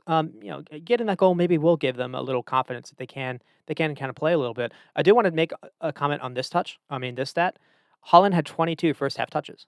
It was a lot Mm, more involved in this game, and again, I think having Alvarez able to kind of play off a little bit helped with that. And so, yeah, because we'll we've see. seen him get 22 touches in, like, We a whole game at we times, I've yeah, seen like 5 or 3 first half touches. Yeah, yeah. Yeah, and there was then one game where he had, like, 14 touches, but he scored twice or something. And then Holland does score, so we have to bring up that he is on 27 goals now, and it's only February. So Yeah. Yeah, I mean, he's on a little bit of a I don't even know if I would call it a slide. He's just not necessarily on the pace that he was earlier in the season, but he's still scoring. He's still probably going to smash the individual record for most goals in a season in the EPL. And like you said, like it's beginning of March now, but he's gotten all those goals, at the by the end of February. So it's going to be interesting to see where he ends up. But I would imagine he'd smash that record for sure, even if he yeah, continues at kind of like absolutely. slower pace. But And then for to touch on a little bit on Bournemouth, I thought they did look better when Anthony came on, and then the kind of the one maybe negative was they did struggle a little bit to kind of keep the ball and kind of progress with it, kind of dribble with it. You saw actually, I think it was Zamora kind of do that, which helped them for that fourth goal. But that's something where like Tavernier has been able to offer them, and they weren't able to have him for this game. And their yeah, record actually without him is quite problematic. Though I don't necessarily think yeah, that would have mattered in this game. But he was able to play versus Wolves, and had the one goal to help them win. And apparently, and he just come back from injury, and apparently he felt something again. So hopefully yes, it's only a knock, and hopefully he only felt something, and it won't be out for too long. But their yeah, form without him is quite damning. yeah. And before he got hurt, he was on a crazy pace. I think he had like 4 goals and a couple assists. And like like you said, they do. Bournemouth has the worst goal differential in the league at -6. So if he's hurt again, that's going to be really bad because he was high flying before he got hurt. So hopefully he's not too injured and he can kind of get back to where he was before the World Cup. Hopefully for Bournemouth's sake, because they are they're second to bottom, so they could use him for sure to get out of that relegation zone. And then we'll move on to Spurs and Chelsea, kind of the one game on Sunday, at least for the league sake. Mhm. And well, it wasn't necessarily the most entertaining, though it did give us a little something to talk about. I mean, the goals from Oliver Skip and Harry Kane. But kind of the main thing is what happened a little bit before the Oliver Skip goal. So we maybe kind of lead off with this. I mean, Rex, did you see this or do you remember this? Like the Oh Ziyech yeah, red card slash maybe not. yeah, yeah. Oh yeah. That's I don't know. I don't know. It was just so bizarre. I don't know, Ben. I don't know if you want to talk about it because it just it was weird. It was very weird, and I still want like I would love to have the refs like be interviewed after the game, like so we could just the press could ask some questions about like why things were called, why things were rescinded, or whatever because I just don't really know. I don't know like what VAR is seeing. I don't know what the refs are seeing. It would just provide like a little bit of clarity in these moments of confusion. If afterwards you actually heard from the refs and heard, why they made the decision and what their reasoning was behind it. Hmm. Yeah, because like But what the whatever the I don't want to say it's the FA. Whatever the P, it starts with a P, like the ref association, yeah, whatever. PFA That might something like that. They'll issue a statement being like whether or not the ref made the right call or not, but it'll only be a statement. At least from what I saw, is the announcer was confused because the ref immediately showed a yellow, and apparently that was like to Havertz, or it wasn't for the first challenge, and the first challenge no. is kind of bad. Um, Yeah, and because Ziyech just kind of goes in, it's a rash foul, I thought. And then, Richarlison and Ziyech are kind of scuffling, to and from. And then out of nowhere, Emerson Royer just comes out and just kind of bulldozes him. and Ziyech, swipes back at him and Yeah. kind of, I don't think it's a punch, and maybe there's minimal Like a contact slap? at it's kind of Yeah. like a slap, but it's Yeah. like a fake. I do think it touches him though, and Yeah, the it re wasn't like a full-on slap. and so the people on the crew, at least the guys doing the commentary, they thought, well, the first one is a yellow for the challenge, and then obviously that's a second yellow as well. And the reason why I went to VAR is VAR can only look at whether or not to change if I'm a yellow to a red, Right. like For violent contact. and so that was the problem. Uh, and that's the reason for the confusion. They thought, well, obviously it's 2 yellows, so that should be red anyways. And the reason why I went to VAR is because no, it was only 1 yellow card, and they wanted to see if the yellow was worth warranted to a red. Yeah. I Which was weird because think that's what happened. after the first Siege foul, it looked like the ref was, like, reaching for the yellow card for the first foul, Yes. and then, the slap would be the second yellow, but like you said, I think he was reaching for the card for a different player, not Ziyech. So then, yeah, they go to VAR, and the slap isn't bad enough to warrant a red, and Ziyech gets away with a yellow, and it was kinda weird. Another weird VAR decision. I mean, like we said, we're starting to get desensitized to it. I don't know. I don't know what's going to change in summer, but I would imagine things are going to change, right? Like you talk about offsides rules are going to be tweaked, hopefully, and things like that. I don't know. Maybe VAR definitely needs to be looked at, and something needs to be changed. I think this summer because we don't want to be talking about VAR every week. There's a game, at least a game where there's a weird VAR decision, and we don't want to be talking about that. We want to be talking about like the games and the players, not And refs and VAR. the only reason to talk about this, okay, because it doesn't really, it doesn't really impact the game that much. Though, if he had gotten a red, obviously, Spurs would have won this kind of comfortably. Um, Mhm. is it took like 6 minutes real time. It took quite a bit. So Yeah, that's a good point. Yeah. if you're like at a game, that's got to be annoying as well. That's kind of hurt the fan experience. I can't imagine there's a lot of reasons to, like you said, to look at this or review Yeah, you don't want this to stop in the game for that the long second, either. right? And then I mean, so to kind of focus on the lineup, he went with Romero, Dyer, Longley, Royal, Skip, Hoiberg, and Davies. Davies again, kind of right back or right wing back, or left wing back. And Royal didn't play yesterday. We should speak about this actually as well. Royal didn't play yesterday. Um, I don't think Romero played yesterday. Davies was actually back to being in the center back spot. No Oliver Skip, and I don't think Harry Kane played. Harry Kane maybe came on in the second half, and Spurs actually lost to. It wasn't Grimsby Town. Spurs lost to someone in the championship. Sheffield United. Ooh, So really? Spurs are out of the FA Cup, and you might have been a chance to actually for them to win some silverware because there's only Man City and United, and I guess Brighton that are left. So we'll maybe touch on that a little bit later. Maybe not because I only just saw it. I didn't actually see any highlights. Um, Yeah, neither did but the I. Okay, interesting good. thing is Oliver Skip is playing next to Hoiberg, and Skip was maybe player of the game to be honest. And you need something like that because no Betancourt as we've mentioned, Yeah. and Mhm. Son came on as a sub, and he didn't score this time. He only got an assist. And to speak on Chelsea, Chelsea went with another 4-2-3-1 with James, Thiago Silva. Thiago Silva had to come off though, kind of early in the first half. Then Koulibaly and Chilwell, Loftus Cheek, and Enzo. We're gonna get onto this. This did not work at all. Enzo had a decent game, though he's maybe at fault maybe for the first goal. Loftus Cheek left him dry. That pairing did Mhm. not work out. And then Ziyech, Felix, Sterling, and then Havertz kind of in front. And I don't know if the idea is to maybe kind of interchange where one kind of goes up and maybe kind of confuse the center backs. But what's happening is both are dropping deep, and there's absolutely no one playing ahead. And the kind of Mhm. issue for Chelsea is what's weird is they dominated a lot of this game, and there's just no threat at all to their attack. And it's just I mean they had so much of the ball, but they weren't able to create really any danger moments. They had 10 shots and two on target, 60% per ball, 533 passing. It's similar numbers somewhat to Arsenal, but the threat isn't nearly what it should be.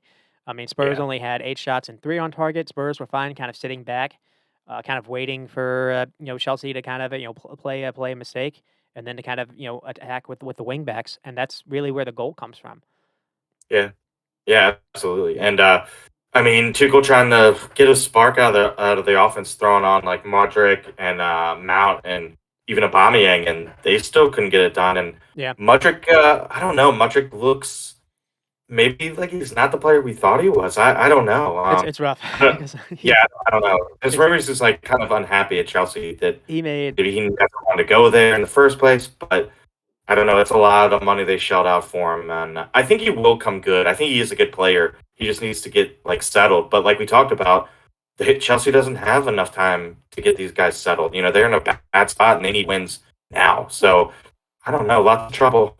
Oh, another thing too is it's worth saying this. It's easy to kind of forget this, and I often do.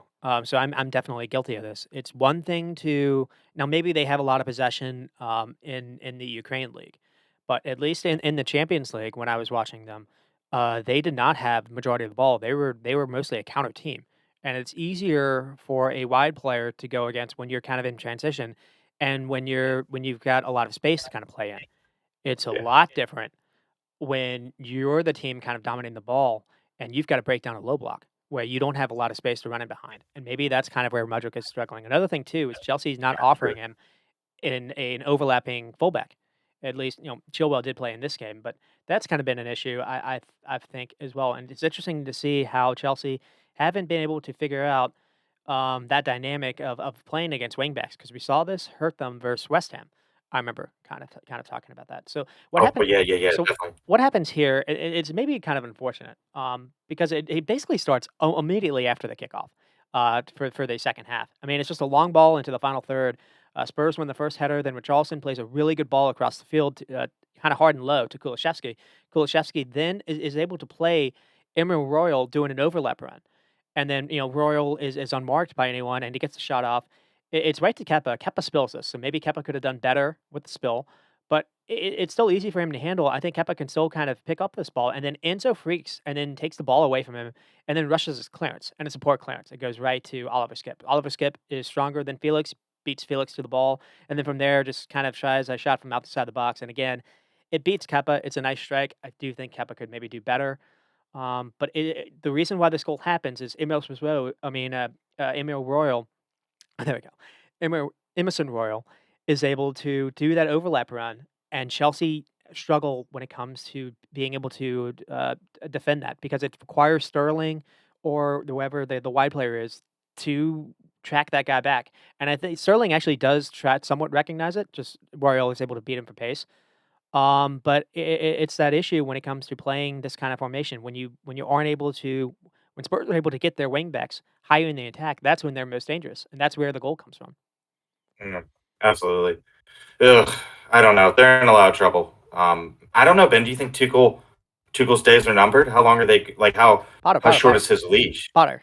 Potter. What? Oh my gosh. Yeah. Wow. Potter. Good call. I mean, they change managers so Tuchel's often name, that I'm. Tuchel's name or days might be numbered, or actually might be making a return. Yeah, you might be coming. But yeah, I don't know. I I saw, I don't know saw, how long his leash is, but I saw PSG want him. really, Hmm. that's interesting. It's just like a coaching merry-go-round. It's crazy. Um, and then Harry Kane kind of gets the second goal. This is kind of lame. I mean, I don't know why you have Sterling marking Harry Kane on a corner kick. And then you have Eric Dyer is able to kind of win the first ball. He kind of just knocks it to the far post for Harry Kane to get to. And Eric Dyer, I think, is being marked by Mason Mount. That was kind of you've got some big guys in there for Chelsea to put at least someone else on those two guys. So that was a bit of a surprise. But the main thing I want to talk about is what happened before this. So, Eric Dyer plays like almost a hospital ball in the middle of the field to no one. It looks like Mason Mount is actually going to be able to run onto this and start a decent Chelsea counter, and it's stopped by Oliver Skip going to ground and beating him and winning that contest, winning that duel. And that's the reason why Oliver Skip didn't just score a goal; he maybe prevented a goal, maybe prevented Chelsea from tying this. And Yeah, yeah, definitely. and then the corner kick basically comes from I think Skip gives it to Royal, and then Royal does a really good ball up the field to Richarlison. Richarlison's able to kind of get the corner kick, and that's where the goal comes from. Yeah, it was a nice goal. Well worked too, and I mean, like they're pretty dangerous, Tottenham. Counterattacking and things like that. But and this is without Son too, and you have Son like on the bench coming off. So I don't know if that's going to be like a permanent role for him, like coming off the bench. But it's a heck of an option to have off the bench. And he's doing pretty well. I mean, he scored 4 goals off the bench, and I think that's only in, like, 2 appearances off the bench, and it's the most goals off the bench in the Premier League, so I don't know, like, maybe he's better suited to come off the bench, but, I honestly think I think he's a starter. I think it's just a little bit of maybe he needs a rest, and I think some of these appearances off the bench will kind of spur him on, and we'll see the Son that we're used to, and I Mhm. think he'll get back in the starting lineup and just be even more. It'll be even more weapons for Tottenham because, like you said, like Kulusevski, Richarlison if they get Richarlison going, and then yeah, like Betancourt's out and Skip fills Critic. in, and they Yeah. seem to like not miss a beat at all. So and this is also with Conte, like, not even being there because of, surgery, so, And that yeah, maybe things are looking better. and that maybe showed up a little bit yesterday with the lineup that he went with. I don't know if that was Conte or the new guy kind of trying to be in charge. And to be fair to him, he has done a good job being in charge. Mhm. The only kind of blip before this was Leicester. But to speak on Leicester, the way that Leicester were able to kind of destroy Spurs was they were able to get that back line a little bit. They were able to just make runs behind where anytime the wingbacks were kind of caught up field, whoever's playing, Eric Dyer or it was Davies that day, if it's not Davies, maybe Romero, whoever's kind of playing in that. This one was Longley. They don't really have pace to really go out and help out and defend that well.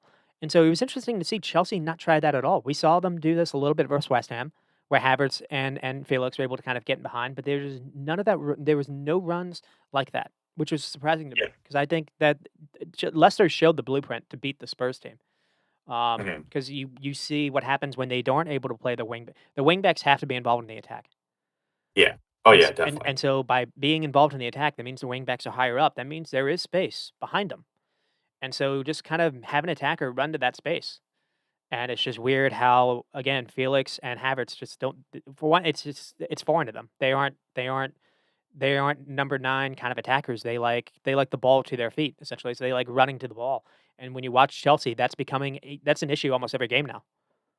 Yeah. Yeah, definitely. They're in a bit of trouble, but we knew, like, when they got these good players, like we said, they had to settle quickly, and, if they didn't, then things weren't really gonna get better for them, and there's still time, I think, for them to, like, pick up a little bit of form, but I mean, they're in a bad spot and time's running out, and they got to get some of these guys settled because if Mudrick isn't a starter and he's not really playing that well, and they paid 100 million for him, that's a big bust. Well, it's weird. And some other play, Aubameyang's a bust too. So And we finally did see him, at least a little bit in the second half, and that's actually going to be that's going to be something I do want to talk about. I'll try to put that on the back burner. One mhm. stat that I saw was 0 for 16 in crossing.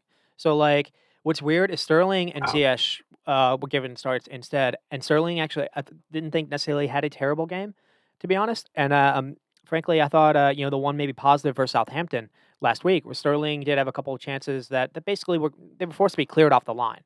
And so Sterling came in because he's been missing a little bit too. But you need what's a winger going to be able to? A winger can't really create if there's no one to cross the ball to. And so Yeah. you get the ball out wide, good job, and then the Spurs are kind of fine, kind of defending. You got 3 center backs, and they've got no one to really defend against. It's again, it is kind of just kind of baffling a little bit. It's Yeah, it's a bit of a messy situation. And And I'm kind of I feel bad for Potter a little bit just because his career trajectory was going up and up, and then he kind of gets that big club like dream job, and all the financial backing he could need, which was change of pace for him for sure. mhm. And I mean, it's just they're a mess, and I don't know. I think it's just too much for Potter to handle, honestly. And, I mean, I mentioned how Enzo didn't necessarily have the best game, but, to be fair to him, just again, Ruben Loftus-Cheek Enzo had 135 touches, and I think they actually they relied a lot on Enzo after Thiago Silva went out. I thought Chelsea's buildup was actually really struggling after Silva went out because, I think Fofana came on, and Koulibaly and Fofana were not good on the ball. But Enzo, 135 touches, 100 passes, accurate passes, basically 90%, 22 passes in the final third. Enzo was doing his job, and he made 9 recoveries. I mean, obviously, the one issue was he had that one kind of mess up clearance that basically it helped lead to the goal. But Ruben Loftus-Cheek was doing absolutely nothing next to him, and so you need to find a way to pair. Maybe Zakaria came in a little bit in the second half. Maybe you kind of lean on him, make him the DM, and that'll actually give Chelsea a little more balance. But to focus on a little bit on what you were saying, it is where did I have? I didn't. I wanted to. I tried to say that last week. I didn't blame Potter, and I don't want to necessarily do a flip flop. But here, I think he needs to recognize the problem. That's one. It's the problem that's wingbacks are causing his team.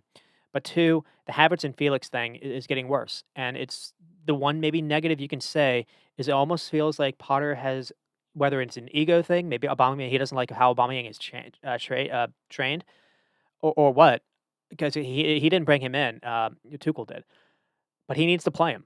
He needs to at least show people that Aubameyang is a washed player. Now, I think Aubameyang did play versus Arsenal, and he didn't have many touches, and maybe that was kind of the one chance that Aubameyang had.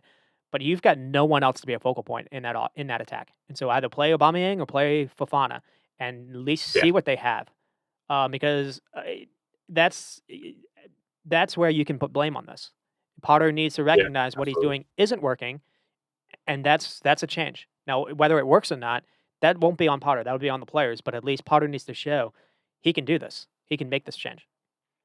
Yeah, yeah, I think you're right, Ben. And I mean, if you can't do it, we know that Chelsea owners traditionally have a quick Hey. trigger finger to fire him. So I know it's not.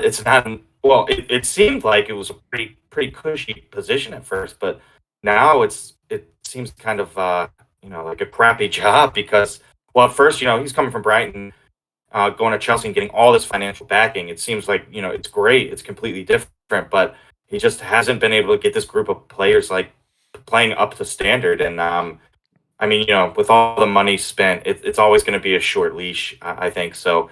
Man, if he can't get it changed quickly, I think he's going to be gone. And I don't think he's going to be able to change things quickly because there hasn't been any signs of things changing. So I don't know, man. It's kind of it's a tough job now. And another thing too is you have all these players. I mean, Ziyech almost completely forgot he was still on the team. They tried to sell him to PSG on like the final day, and it just didn't go through. But you have so many wide players that it almost feels like you have to play a different formation. Where I feel like the best way to play for them is to go back to a back three with wingbacks, so like a 3-5-2, which we saw versus Fulham when before Felix got a red card that game. But before that, it was maybe the best that Chelsea had looked. And you have Chile now. You have Fofana and Koulibaly back. Thiago Silva, I guess if his injury isn't terrible, you can go back to that back three, and you can. That's probably the best way to to play with Reece James. Play him as a kind of a wide. You playing him as him. Play him as your wide creator, where he'll kind of like throw some balls across top. Because the what they were doing with James since he's returned hasn't necessarily worked. But I don't want to see Felix kind of being that number 10 guy. I'd like to see him try to make some runs because I think he can do that. I think he can create from a wide area instead.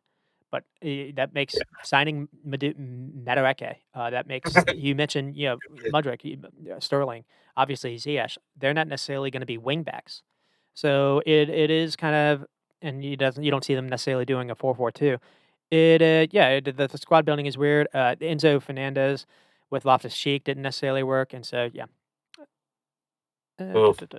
Yeah, lots of problems. Lots of problems. And then, Spurs did lose to Sheffield United yesterday, so it's hard to necessarily have a ton of praise for them. Harry Kane didn't necessarily start. Harry Kane again getting a goal. I think he's only second to Haaland. Harry Kane's had a fantastic season again for Spurs.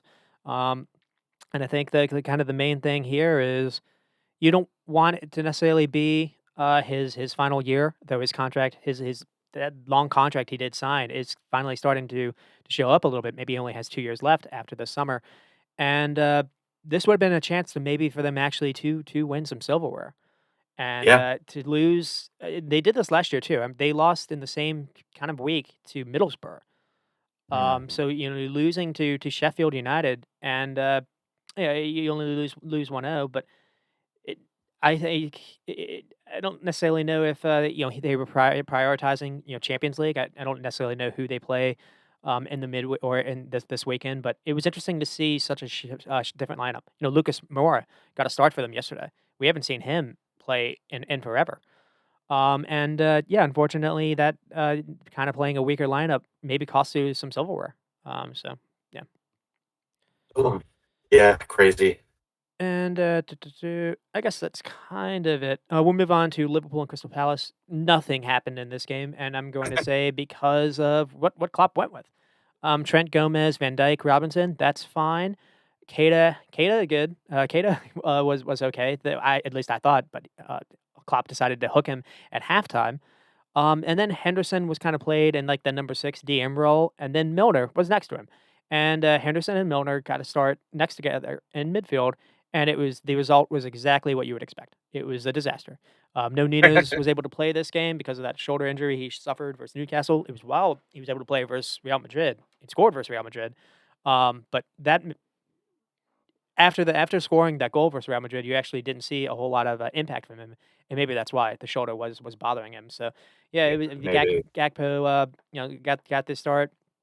Jota actually returned, and the one maybe positive before this game or after this game was that Jota I thought actually got into some pretty good moments, and maybe that was something to kind of hang the hat on. But seeing Henderson and Milner the result to me was predictable, and there was no midfield progression. Both were actually trying to hide away when Liverpool were trying to build from the back. You actually saw Allison and Gomez getting into some trouble trying to pass from the back. Kind of saw the same thing versus Real Madrid. I'm starting to actually now understand what Thiago does in the team when it comes to build up because Allison does look a little different when he's got the ball at his feet now. And yeah, basically the best chances that Palace had came from those moments. In fact, Palace actually hit the post. Palace did look the more threatening team to score in this game. And the best moment for Liverpool did not come from open play. It came from a cheeky free kick. So I mean, Jota does well to get. It is kind of a ball over the top that Trent plays. Jota does well to collect it, and unfortunately for him, the ball kind of gets played just outside the box, and that's when they decide to bring him down. So it's top of the key, and then Salah just kind of does like one of those like schoolyard kind of free kicks, like kind of gets the ball rolling for Trent to hit first time, and it looks like this is going top corner, and it hits Henderson. Henderson just kind of standing in the way. So Henderson was bad for Liverpool, and was good for Crystal Palace at the same time. Yeah, yeah, absolutely. Very. I don't know. He's just kind of he's too old to be like consistent. I think, and I think you kind of feel the same way too. He's very slow, very old. He's a good locker room kind of guy, but I think that Milner Henderson situation. I mean, they're both too old. Someone needs to probably leave, at least one of them, and then you can still keep like maybe I don't know. Maybe you could keep Hendo and get rid of Milner and have like a younger guy, but still have like Hendo's leadership in the locker room. I don't know. I mean, it's just the main thing here is I guess he was resting Fabinho, and Fabinho looked quite good yesterday. To be fair, so that maybe that kind of worked out. Resting the kid, Bajcetic, who didn't necessarily have his best game versus Madrid. So Yeah. you can maybe understand that. I don't understand why he immediately hooked Keita and brought on Elliot back on. Keita wasn't necessarily great, but no one was. He was the only one actually winning duels. Like the problem with Henderson and Milner is they recognize how the, like, stat things work, how, the stat apps work, like, SofaScore, and so if you don't necessarily contest, you don't necessarily get the orange. So if you go, like, 1 for 11 for duels, you're gonna get that 5 something rating, where if you maybe contest, like, 2 and you win 1, oh, hey, you can maybe get that green 7 score, essentially, and so that's really what happened. Hekata was the only one actually trying to win the ball back. Mhm. Henderson and Milner were running away from it, or Milner was going to ground and missing. Just there was no press, no way to turn them over, and the main thing here was Henderson's 15% of his, or only 15% of his passes were forwards. He would get the ball and go backwards. It almost felt like Liverpool players didn't want to pass him the ball because they knew they were going to get it back. And then yeah, for Gakpo had a chance to maybe kind of get a goal at the very end. Salah kind of fed him in through the middle, and maybe Gaita does a really good job to kind of come out because he kind of stops this. Gakpo maybe did have Harvey Elliott for a square ball, but yeah, Gakpo is maybe not necessarily working out, but we don't necessarily have to go with that. But before yesterday, I was like, if Klopp does that again, he needs to go. I Yeah. don't think any other manager would do that. And the only reason why Klopp sees Henderson and Milner differently is because he's had them for 5 years and he's seen what they've done Yeah. for him in the past. But he doesn't recognize they're not those players anymore. And No. I was kind of annoyed with the NBC coverage because they were like, "Well, what's going wrong with Liverpool?" They didn't mention that. They focused on Keita because obviously Keita was kind of chopped off. They mentioned like Thiago missing, which now I'm understanding. Yeah, that maybe is kind of a spot. And they mentioned, "Oh, well, they won the quad. Maybe their legs were tired." It really isn't. It's not investing in midfield for like 5 years. So Yeah. Ugh, yeah. eh, Well, there's some positives at least. Like Basic looks like a pretty good young player. I know he had that little hiccup against Real, but I mean, Real's so good. I think he's so young that like anyone would have a slip up. So I think it was important for him to kind of like bounce back and have a decent game after that, just for like his the mental side of his game, mhm. because he had some good touches. Like he had some good moments in the Real Madrid. I agree. But Yeah, and yeah, and but I mean, he was for a good young yesterday. guy, he wasn't. Y- Yeah, and he was good yesterday, so it was good for him to like bounce back and maybe just get a little bit of encouragement like mentally, bouncing back from that underwhelming performance. But again, The he's so issue, young the issue is more going you. against Real Madrid. You know what? The issue is more you have to play him. If they didn't Mhm. have Bacic, this would crater. They've actually gotten lucky that they have this kid. Now, I'm not going to give them credit to be like that's the reason why they didn't do anything in the transfer window because they knew they had this gem. No, No, I don't think. Yeah, that's not enough. Now, maybe Arthur apparently is training again, so maybe eventually we'll finally see him. Maybe he'll have something to offer. Because again, just watching, it's so much different watching how Arsenal play versus Liverpool. It's Arsenal able to keep the ball on the ground and it moves. It's liquid football. Liverpool get the ball and it's kick the ball as far up the field as possible and try to win it up that like with your attackers. up the field. Yeah, There's yeah, no real creation. And or they everything is sideways and backwards. Um, yeah, yeah, and so I definitely. mean, and another thing that this was kind of unfortunate is Palace aren't necessarily in the best of form. And this was a chance to at least somewhat get close to Spurs and Newcastle. They were able to get 4 points in this window, but you've got Man United next. You now have to win. You can't just get a draw. And then you have Bournemouth. You have to win that game. And Fulham's kind of sandwiched with Madrid. Fulham tied them in the first game, and then April sucks. It's Man City, and then 3 days it's Chelsea. Maybe Potter finally fixes Chelsea by then, and then it's Arsenal all in a row. And so if you do somewhat get close, maybe you get in that top 4 spot, you're gonna have to get results in every single one of those games, probably 2 wins out of those 3. Yeah, And yeah. and It's gonna be and tough. the reason is because you've had so many games like this where you haven't given yourself any wiggle room. And what's crazy is, frankly, Spurs and Chelsea, or not necessarily Chelsea, Spurs and Newcastle have kind of given you this wiggle room where like they could have had a chance to really separate a gap and made this impossible. And the fact that they haven't has given Liverpool a chance, regardless of how bad the form has been. Yeah, absolutely. Well, and Ben, like the one positive thing I guess would be like the Premier League form. The last four games, they're undefeated. It's three wins and a draw.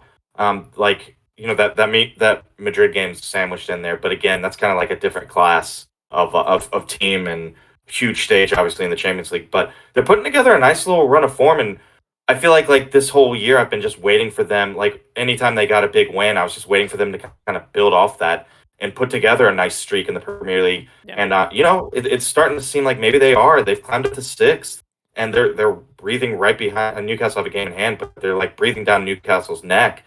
So there is a legit chance, and I've seen.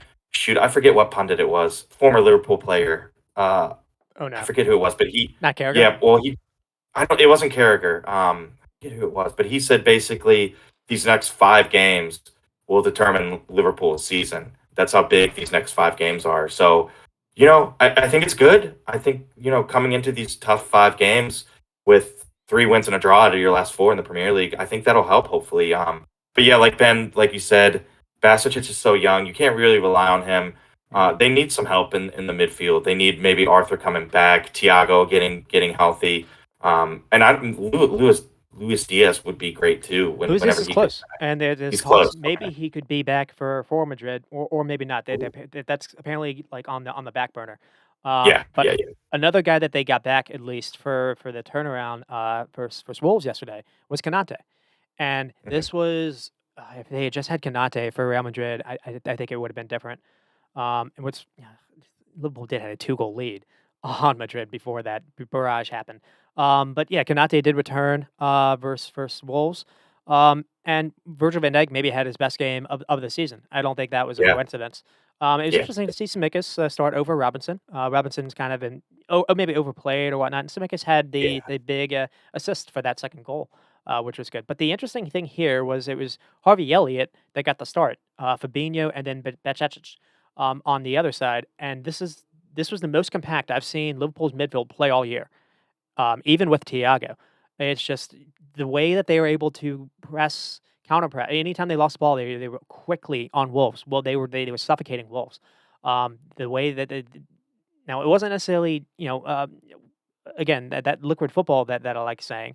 There was a few chances where Elliott was kind of had a chance to maybe put a couple of these away. So he wasn't stellar, but at the same time he did offer a little something that Henderson hasn't. He was 5 for 11 in duels, but he was contesting. The kind of ground that he covered was quite good. We saw Trent play well, and again Trent's able to be a little bit more aggressive going forward because Konate's back there now, and Yeah. Konate is good at making recovery runs. Um, this was better. And another thing to talk about is Jota and Nunes. That partnership worked really well. So I want to see that again. Darwin Nunes has started to actually win me over. Legit. Mhm. I'm not necessarily being cheeky anymore. I'm seeing him. He saw we saw this versus Palace too. He's gotten really good when someone's pressing him and someone's kind of on his back shoulder. He's good at kind of being strong with his body, holding up the ball, and he's good at actually turning around and finding teammates. Mm. So he's getting better in tight areas. The goal that he scored that was chalked off, which I thought was lame. He does a good job to kind of chop it back. If someone that's rushed and someone that's not confident at that moment, I think flubs that chance. And so you saw him chop back, and it's the right amount of weight to chop back, and then he finished. Jota created the goal that was kind of cut off because it was a good run. He basically runs from midfield with the ball. You've been missing that. You don't necessarily see Gakpo doing that. And another thing Jota does is he's constantly moving. Got Yeah, Gakpo versus Newcastle was kind of just turning around and just waiting to get the ball. Jota yeah. is so much different. He offers such a different threat that I think Man United are going to have to deal with. And I'm a little bit more optimistic with Jota back, to be honest. Now that's probably gonna age terrible, but anyways, Well, he's one of the players that you've been waiting to get back for sure, and absolutely. because you've been saying like we get him back and it'll change the attack for sure. And so far, you're absolutely right. They definitely missed him, and they look better with him, and they look better without Henderson and Milner in there too. So like this is I don't know. This is hopefully what Klopp will kind of go with going forward, and Klopp will stick probably with Jota play and Nunez working together. But Klopp will probably play Henderson versus Man United. Um, it'll just because he's still technically the quote unquote captain. Van Dijk was captain in this game. Elliott deserves to start over him. I mean, I still have some issues. I still think Elliott and Salah kind of play in the same kind of spaces. Salah kind of it forces Salah to go out wide. I'd rather see Salah kind of in the half space. But other than that, Elliott at least offers you some recovery legs, and at least he's small. He can get pushed off the ball, but at least he's there. And true. Fabinho did not have to play midfield all by himself. He had guys that were there to recover with him, and it was the best we've seen Fabinho. I don't think that was a coincidence. We actually saw Fabinho almost give Liverpool a really good chance where he won the ball up high in the pitch, and the only thing that was missing was maybe kind of the final pass because it looked like he had Nunes for a tap in. Um, Mhm. and to touch on Jota, this goal happens because of Jota. Now it's a ball whipped in from Trent. Van Dijk actually wins the first one. It's actually a really good save I saw. But Jota quickly runs, and he's first to the ball, and he fires in the shot hard. Basically, he's almost aiming for Van Dijk's head. He's almost doing this on purpose. And the reason why it's good is, frankly, it's in the 70th minute. It's starting to be kind of crunch time. The crowd wasn't necessarily that firing at that moment. it would have been easy to kind of slice this out of bounds or to hit this off, and Jota nails this. So Mhm. yeah, he leads the goals, and then yeah, everybody get the second one with Does. Salah. Gakpo came in as kind of a sub, and this actually is a good play by Gakpo because Gakpo kind of fades in Tsimikas, and then Salah does really well to kind of hold his run off, and he does it off his thigh. It's a clever finish and run by Salah because he holds and waits for Tsimikas to make it play the ball, and then he immediately sprints to get in front of Kilman. But again, it's Salah scoring from the middle. I like him better through the middle than being forced all the way out wide. That's the only issue I have when Elliott plays. Yeah. It is for Salah. Yeah. And so that's maybe kind of it. I mean, Bash actually had the early yellow card too, and he was able to kind of play with that. I thought that was good. I thought the refereeing actually was kind of bad in this game. Like, I didn't really agree with the goal being chopped off, and Fabinho was booked for avoiding a leg breaker. Fabinho was fouled, and because he, like, jumped up and he landed on the guy's leg, he got the book for it. Like, the guy is Huh. going in with, like, his cleat really, really high up, and it's, like, a foot high off the ground. And Um he just jumped over to avoid it. Yeah. Right. Interesting. I Klopp doesn't like Paul Tierney, and I agree with Klopp. Yeah. And Liverpool Yeah, I created don't think I like Paul Tierney either, to Liverpool be created honest. he's gotten worse even with the bald hair. He used to be kinda receding, you'd be like, what a poor bloke," and then he just kind of went full evil, with the shaved head. Yeah, Liverpool 15 shots and 6 on target, that is better. 3 big chances, I like that too, and Jota created a number of those chances. Elliott Yeah. actually the game could have been, over a little bit earlier because Elliott did have a couple really good looks, and, a couple of these were actually created by Darwin Núñez as well. Núñez, again, is starting to win me over, not just, 'cause he's got endless energy, but he's starting to show he can play in tight spaces, which is used to be a problem. I used to thought he was kind of struggling in that area. Now, again, moving to a different league, it takes some time to kind of get used to that. Sometimes he's starting to wake up, and really, I think he's going to explode next year. Mm. Yeah. Honestly, I would tend to agree with you, Ben. I hope he does too. And then with Wolves, I think they were missing Mateus Cunha. He played versus Fulham, got injured versus Fulham.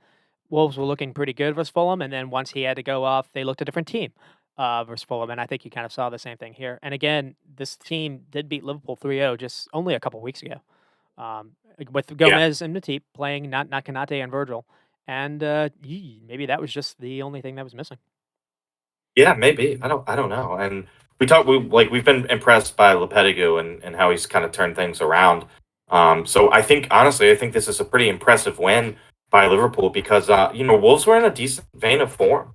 And Lopetegui's gotten their offense going a little bit. And we know their defense in the beginning of the year was like the only reason why they weren't like, just automatically in the relegation zone. I mean, they Yeah, kind of were, but and and I mean, so I think this is a better win than it looks on paper for Liverpool. I think Wolverhampton is a team on the ascendancy with Lopetegui. So this is a good win, Ben. And the Premier League streak, four in a row without losing. I mean, I think things are starting to look up, Ben, and you're starting to get Jota back and Konate back. I So think that's the main thing. hopefully Yeah. hopefully things are getting I think getting that's the main thing. better. Jota back, Darwin Newton. We haven't seen Jonah and Nunez, I don't think, in a single game, and I really liked how Together, that yeah, looked. I want to see that again. Maybe that forces Gakpo to be a little bit more of a bench option, which I'd be fine with. But you're right. It's Kanate being back as well, and again, it feels like Liverpool play their best games when Henderson isn't necessarily playing. Though I feel like we'll see him versus United. yeah, Um, yeah, definitely. We'll move on to Everton and Aston Villa. Villa actually wins this 2-0, and the reason why I say actually is anyone that kind of watched this game or watched the highlights, it actually was a bit of a surprise. Like, Everton were the team on the front foot for the majority of this game. And then, so I mean, the goal comes from Watkins getting a PK, and again, it comes from Idrissa Gueye bringing down, I think it's John McGinn. This just comes from a throw-in. It really comes from nothing. Brdia, it was basically just subbed on, and Brdia has a good touch to John McGinn, and maybe Decore, not Decore, maybe Idrissa Gueye has to do this because maybe John McGinn is there's no one really close to him either. So McGinn's going to get a decent shot to get this on goal anyways, and he's close to getting this right. In fact, on the replay, I thought it actually looked like he got the ball first completely, and then on the other angle, you see he goes to the leg first, then the ball.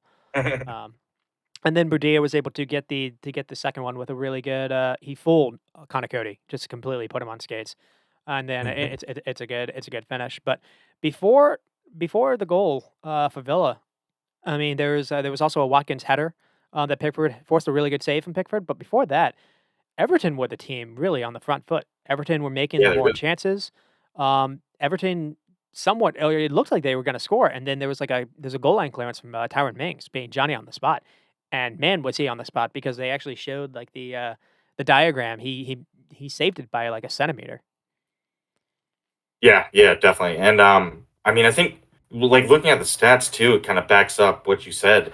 Everton like weren't really playing that bad. They had 15 shots. They just Yep. couldn't get too many on target. But when you look at who they're relying on in attack, it's not really that surprising. I mean, you have Mape, who isn't a bad player, but and then Iwobi and McNeil, like they're good players, but they're not necessarily like finishers. So, 15 shots, 5 on target isn't terrible for them. They actually outshot Aston Villa. They just, they have trouble scoring, obviously. So Yeah. they got to figure that out, and they have to figure out how to score without Well, they were because it doesn't seem like they're gonna have him at least, for like because every time he comes back, he's hurt again. So this is another, like, way to kinda praise Arsenal, kind of, like a backhanded way, because they were forcing Villa into a lot of turnovers. You mentioned, Onana and Decore and even Gueye, like, that midfield can cover so much ground, and you actually have willing workers in Iwobi and McNeil on the wing side. They run back, and they do a lot of defensive work, and, they were well organized, and they pressed as a team, and they were able to force Villa in all sorts of trouble. Turnovers, like, high in their field. High in their end of the field, they just weren't able to necessarily put anything away. And yeah, it's just the way Arsenal were able to pass through that is immaculate. Just yeah, true. because it's shocking to see how much different Everton looked just in a couple of days. Now, maybe they put in a lot of running, a lot of work, and maybe their legs were kind of tired, and maybe that kind of factored in. But I don't necessarily think so. Just I mean, Villa didn't necessarily look that great on the ball. But again, you have to force this, and Everton forced it, and they weren't able to force Arsenal into it. Hmm. Yeah, yeah, completely agree. And again, had we done the show before yesterday, I think we would have been a little bit more to praise Everton. And I thought McNeil actually looks pretty dangerous for them. Again, Yeah, um, definitely. he's getting some crosses in, but unfortunately, there's no one to really aim across to, other than like you said, I mean, one of those midfielders making a run, like Onana or Decore, kind of because both of them are quite.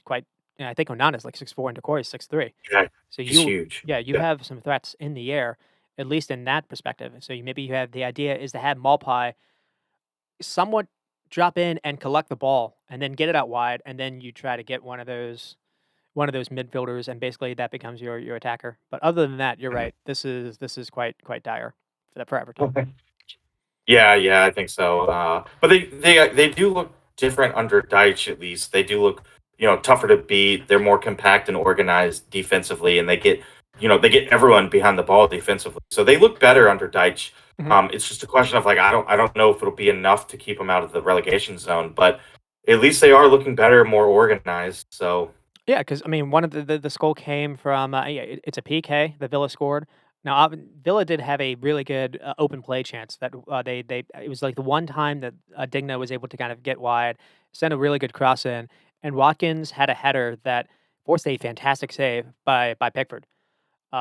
But other than that, Villa were not able to create a ton themselves. Other than Brent Dia came on, he was basically the impact sub. He won them the game. mhm. Um, but and then maybe kind of the way to kind of praise Villa here is Ollie Watkins is now on a hitting streak, I guess you could say, Yeah, because I think it's 5 in a yeah, row for definitely. him. It Um, is. Yeah, so I think it's isn't it the first time that a Villa player scored 5 in a row, I believe, maybe. in the Premier League? I think. I thought I saw that. So that's good for Maybe him maybe because there was some talks a little bit that he was kind of struggling before the World Cup. Yeah, And he's definitely. he's definitely answering those calls, and they need it. because Villa Yeah, have he's carrying Villa in some respect, because they yeah, the haven't scoring at least. necessarily been that creative outside of him. Mhm. Yeah, and they got rid of Ings. They had Ings as a backup option. They got rid of him. So yeah, he's kind of like forced to step up, and it's good to see him playing well. And partnered with Bailey was pretty good. I mean, Bailey's one of those like fast players, but you just don't necessarily know like what you're gonna get from him, Yep. like in regards to end product. So like yeah, sometimes you're right. Watkins really has to put the team on his back and carry him, and he's doing it so far, and they're starting to put together some good games as well. So And then you mentioned Ings. We'll move on to Ings with West Ham and Nottingham Forest, and we'll call this the Danny Ings game, because it he gets the first two. was. He gets the first two goals, and then Declan Rice has a beauty, and then Antonio is able to tack on just at the last minute, being a sub. But the main thing to talk about is, it seemed like there was a lot of talk that this was for David Moyes' game. I mean, career, at least Yeah, for at West Ham. Maybe he was going to get the sack had they had a bad result. And I don't necessarily know if that's true or not, but he did go about this differently. So he gave Danny Ings his first start. He played Bowen and Benrahma. So he played with basically three attackers. We saw Declan Rice next to Paqueta. Getting Paqueta back definitely helped them, which we'll definitely. get to. And we saw a back four than the back three that we'd been seeing. So a different shape. We saw a little bit more attack minded, and I think it may be Jared Bowen's best game that we've seen, at least this Yeah, season. this is He didn't necessarily get a goal, but he created a ton and was very, very good. And then for Forest, uh, Forest are just they if they stay up, it'll be a fantastic job by Cooper. That's what you can say. yeah. I mean, there's just so many players to pick from. I always feel like they just don't really have like a consistent starting 11, and I mean that I think that really hurts them. But I mean, like looking at the table, they're in 13th, but they're only like 4 points out of that relegation zone. So things are tight for them too. And this was a huge game for West Ham because they're both kind of down near the bottom, and West Ham is clawing themselves slowly but surely out of that relegation zone, and everything's so tight down there. It's like the pressure's got to be getting to the players at times, and I Absolutely. don't know. Maybe the pressure got to Forest here because it was a little bit like kind of like a vintage West Ham display, and it was good to see like Ings rebound too, score 2 goals in 30 minutes. So I really like I like Moyes. I don't know if he's like the right guy for West Ham to like lead West Ham in the future, Hmm. but I do like him, and I think he'll get. I think they'll get the job done, and not by staying in the Premier League. But maybe after that, I I agree don't with know. that. Maybe they need to move on. Maybe they need to move on because, I mean, it was only a couple years ago that we were talking about them like pushing for top four, and now all of a sudden they're kind of just battling in the relegation zone. So I don't know. Some of it's down to like maybe Antonio and Bowen. They were relied on so much last year that maybe they're a little tired I or think there's a leggy this lot of year. that. Yeah. So I don't know, but yeah. I mean, I hope they stay up, and I don't know. I still feel like Moises' days are numbered. Maybe not, but we'll see. And hopefully Ings can kind of lead the line at least because Antonio has been struggling, and I know he came off the bench and scored. Maybe that will kind of kickstart his season a little bit. But Bowen seems to be starting to find some of his old form as well. So Hmm. yeah, there's a lot of positives here too. And we talked about like Aguerd got hurt a couple games ago, and he hasn't missed any time, so like they don't have to worry about that anymore. So yeah, things are starting to trend up, I think, a little bit for West Ham, but they've been so streaky that like this weekend they could come out and like lose, and then we're kind of, they're right back in the relegation zone again. So I don't know. It's going to be tough, but I think they definitely have enough quality to avoid getting relegated. I mean, just the main thing that I think we mentioned it before. It was that Rice and Suchek pairing was very stale, and so one Yeah. thing that Oh, they've definitely missed Paqueta being hurt because you may be able to make Suchek in this kind of different shape. You're able to make him a little bit more forward minded, kind of playing him a little bit like United's been playing Fred, where he's not necessarily asked to kind of be the guy to have ball progression. He's the guy to just kind of have some legs, win the ball up if you can, kind of be a number in the box if you need to, and let that progression come through other players. And Declan Rice has started to really shine to me. And I've Yeah, never I know he's always been kinda praised, and I know he's been he's always had, like, good defensive numbers. It's hard to necessarily kind of shine in that number 6 role because a lot of that position honestly requires having the awareness to not really leave that spot, so you don't always necessarily see the ball. But yeah, that's true.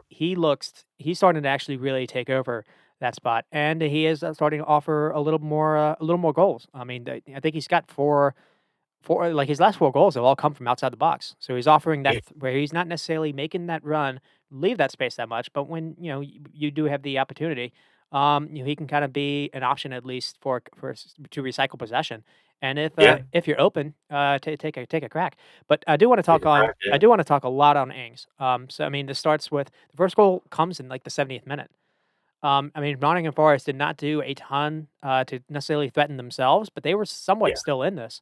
And then, Ings absolutely. basically dropped deep to help West Ham build possession at the halfway line, and then he fires it upfield, to Bowen on the right side. Bowen then takes his time kind of getting closer to Forrest. No one kind of challenges him, no one closes him down, and then Bowen squeezes a perfect ball, to Ings, making a late run behind the Forest back line that no one really sees, and then it's a really good finish by him. Yeah, absolutely. And And that's it was good. It was just good to see, honestly. it's one of I those mean, things. he. Oh, sorry. Yeah, Oh, yeah, yeah. sorry, Ben. Continue. No, it's just like that, Oh, I was just, that kinda finish is like that's one of all those right. things where, it really is a mindset more than anything else. It's not easy Yeah, to yeah. yeah, absolutely. And I mean, to he wasn't really playing at Villa too, and to kind of like, I mean, not play that much. You'd think he'd be like, kind of like rusty. And then he's getting this opportunity at West Ham, and he's kind of grabbed it and he's run with it. So fair play to him, and I'm glad to see him back in the goals again and playing more too. Because I mean, West Ham could certainly need him for sure. And Well, Ings is just he's better than what we saw at Villa for sure. yeah, if it wasn't for Ollie Watkins, this would have been if Ings does kinda go on a little bit of a run, uh, Unai Emery would have had to answer maybe some questions being like, "Why did you just give this guy away?" Yeah, But and but you had him and you didn't do anything with him either. Watkins is helping because I remember he had a really good game versus Brighton. I think when Watkins wasn't able to play that day, he basically led the line himself, and I think they actually won. It was before the World Cup. Yeah, it Um, was but early, yeah. he's been, the first thing he happened when he got to West Ham was he had an injury. So that's kind of the only thing that's really plagued him. But I do want to touch on the second goal as well, because it comes from Baketa basically bullying Nico Williams to a loose ball. Benrahma, I think, runs down the sideline to square the ball across goal, and it finds Danny Ings again. And again, this is one of those things. It's maybe a lucky finish. I think it hits off his thigh, but he recognizes when to make that run. And that's one of those things where it's not easy to find strikers that have that instinct. So that's the reason Yeah. why he's valuable. Yeah, absolutely. Yeah, he's a goal scorer, and he's a bit of a poacher at times too, Ben, and, And I you sometimes you need those, like, ugly goals, it's a especially when you're struggling. it's a weird thing where like that's become kind of almost like a negative connotation, and teams need poachers. Yeah, Yeah. Oh, yeah. to me that's a good thing. If you're a poacher now, if you're a Yeah, me poacher too. that's not scoring, then that's one thing because you're not offering anything else. That's bad. I consider Holland a poacher. So Yeah, I mean, it's guys that have, like, a nose for goal or a knack to be, like, in the right spot at the right time in the yeah, box. Yeah, it's a good thing. It's like a high IQ kind of, like, soccer players, I feel like know where to be in these zones where you might get the ball and you're in a good position to score. Yeah, I think being a poacher is a good thing, and the game is literally about goals. So like having a poacher that poaches goals. and scoring goals is the hardest thing to do That in the is game. not a negative. Yeah, To yeah, touch on definitely. with Forest, this was in the 60th minute, so I noticed. So this was when it was still 0-0. It was the one of the few chances when they were able to get Brennan Johnson kind of free on goal. And unfortunately, he's just kind of caught in two minds. He doesn't know what to necessarily do. He can either run at the goal, but he kind of like slows it down. He can maybe do a cutback or maybe try to pass. And I think a guard actually does really well to kind of make up ground, and he stops the square pass to Chris Wood. But he just kind of it's one of those moments where he was caught in two minds and he has a wild shot over the bar. This was really their own like real attempt. I mean, Forest did have 8 shots, 3 on target. West Ham had 18 shots and 5 on target. West Ham were so much more a threat going forward. Obviously, Ings having being back in the lineup. I think Bowen was almost like a creator. So Bowen had 4 Mhm. for 4 successful dribbles, but in 5 of 9 ground duels, 6 recoveries. So he also did a little help tracking back. But the main thing was just he was really comfortable on the ball. He was gliding on the ball. You couldn't push him off. He's press resistant. And then Paqueta Yeah. was 6 passes in the final third, 9 recoveries, and then Declan Rice created 4 chances. With 5 passes in the final third and 11 recoveries. So Yeah. those are And definitely and the that 3 cracker to goal. highlight. Yeah, Yeah. Oh yeah, absolutely. And they kind of like, West Ham is kind of like ride or die by those guys. It seems like absolutely. sometimes. So Yeah, because they play well. West Ham does well. Scamacca hasn't necessarily worked out a ton. Antonio is kind of hit and miss. Like the problem with Antonio is, I think in the beginning he was a winger, wide player. And Mm, sometimes that's his instinct. He likes to go wide to try to go for the ball. You didn't see Ings doing that. Ings doesn't care about going wide. Ings likes true. occupying in the middle. And you did see him dropping back to kind of help out with build up and link up play. So he wasn't just kind of just staying in that 6 yard area, or just staying where the center backs were. Ings did have some movement to his game as well. So yeah. Mm, yeah. Fair play. I'm glad he's like starting to score and glad he's getting his opportunity again. And he doesn't really look rusty at all. No, no, they're gonna need that, frankly, because you said they're Def- they're still not out of danger, and so we'll move Yeah. on to Leeds and Southampton. Speaking of 2 teams that are frankly, I think, are in danger. Leeds does go on to win though, 1-0 in a big result for them, with, Junior Firpo getting the goal, which was a bit of a surprise. Again, Definitely. Weston McKennie and Adams, get the start, together. Bamford starts for them at striker. Aronson actually got the did Aronson return? Yeah. Yeah. Oh, He was back. yeah, that's right. Aronson started over Harrison, and then Harrison came on for him in the second half. The issue I think for Americans' perspective is maybe Leeds had a chance to kind of score earlier because McKinney had a breakaway. I think it was a horror error by Bednarik. He had a pass, and his pass to Aronson was kind of behind him. McKinney either could have taken this to goal himself or he played a better ball. But that was a missed chance, and then McKinney kind of had an open goal miss after like the keeper. I think it was from a corner kick. The keeper kind of made a mess of it, and McKinney hit his volley over the goal. But it doesn't necessarily go on to hurt them because Firpo kind of gets the goal. Substitute Somerville comes on, shows some clever feet on the corner flag, then passes it to Harrison. Harrison does a nice, clever like back heel to get the ball back to Firpo, and then Firpo, no one really closes him down. Bednarik does something weird where he like turns his back. I guess he's maybe worried about his arm. I don't know. And this Mm, shot kind of falls through the keeper, and I'm curious to hear what your perspective is because the shot is so close to him.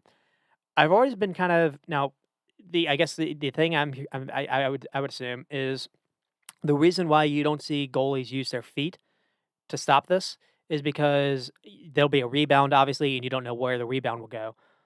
But to me, it's harder to go down and get your glove to the ground than necessarily use your feet because yeah. this shot is so close to him. I think he would easily kick this away. And that's what De Gea's been known to do. Right. Yeah. Anyways, It's like a De Gea move. Yeah. yeah. Well, the thing too is like goalkeepers, the like goalkeeper coaches, they really kind of don't want you to make saves with your feet Yeah, unless it's like a last resort kind of thing. So maybe that's in the back of his head. But you're right. Like sometimes, like the guy's too close, or it's a really powerful shot, and you have no chance of getting your gloves down that low. So yeah, like a kick save would have been fine, like as long as it doesn't go in the back of the net. And like you said, like that's what De Gea is so good at. But yeah, like some of these goalkeeper coaches just they don't really want you to go down with your feet. They want your gloves to get down there. They just want you to get down quicker. So maybe like that's in the back of his mind. Like I don't know, but yeah, like the kick save's fine as long as it doesn't go in the goal. yeah. I mean, the only thing I can think of is I guess you don't have any kind of control where that rebound falls to, but Yeah, that's true. it's better than looking foolish because I didn't think it was necessarily hit. It is hit close, but I don't think he's hit necessarily. I think he kind of flopped it. Mm, But it's so hard for him to kind of get to the ground quick enough. all the way. Yeah. This was not the best game. I think this was the one on TV. I ended up watching this. Andrew was texting me about Arsenal kind of melting down. He was like, "Oh, Trossard scored," and then he was like, "I hate VAR." Um, but yeah, I mean, the XG was Leeds with point one, point nine. Southampton point three. This was Southampton were bad. Southampton had 8 shots, 2 on target. I don't really remember either the 8 shots or the 2 on target. Leeds 14 and 4. Leeds had the majority of possession, which is a surprise because we haven't necessarily seen that in a ton of these games. And Leeds had 440 passing. Ooh. Versus Everton, they had 276. Leeds were. I don't know if that's they had a new manager come in, Gracia. Mhm. Maybe he wants to focus a little bit more on, hey, maybe keep the ball a little bit. Don't necessarily go to Bamford, or don't try to kick it up all the time because they didn't have any control either with Marsh or with the caretaker that they had in the last couple of games. So maybe that'll Mhm. be something that we see.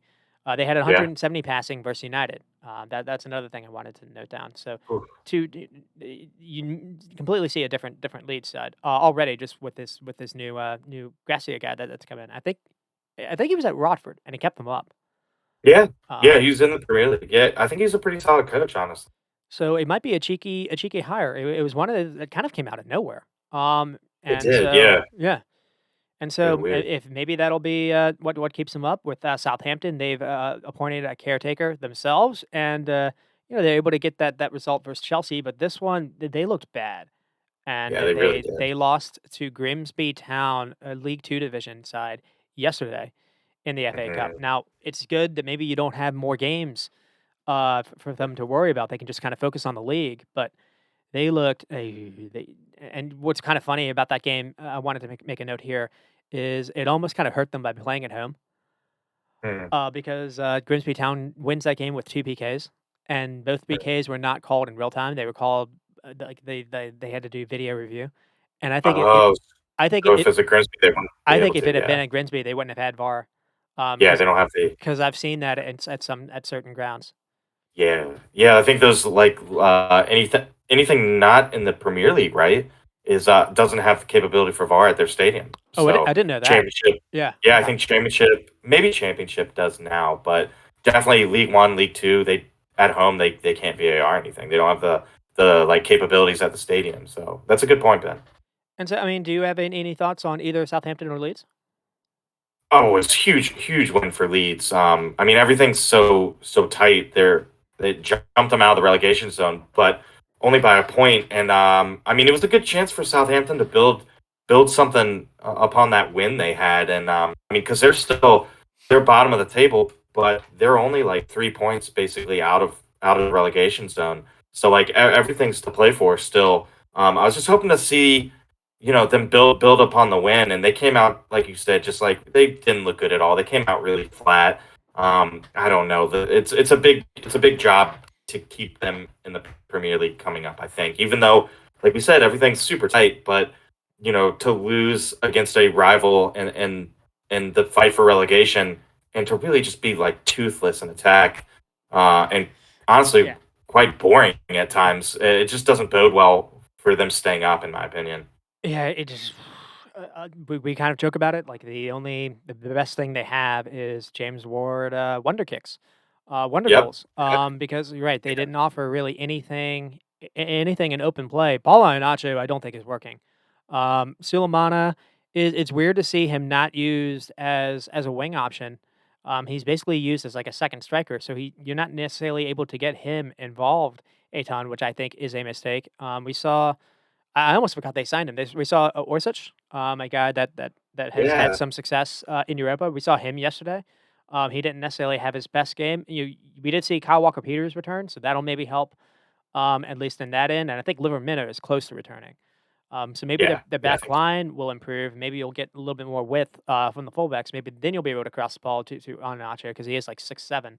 But Onacho looked lost when he got the ball. And yeah, you, Sekou Mara played yesterday. He losing to Grimsby Town isn't necessarily great, but he did score. It was chalked off again because of VAR.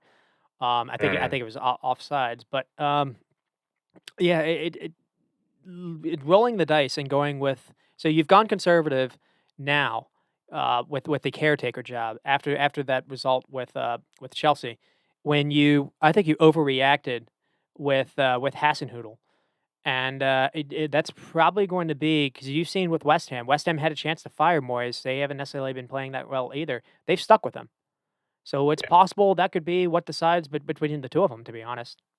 Yeah, absolutely. And we know he had a nice pedigree of keeping that Southampton team up in the Premier League, and even though they were like in relegation fights, he had a really good track record of keeping his team in the Premier League. So I do think that if they get relegated, I think that will be like the flashpoint moment.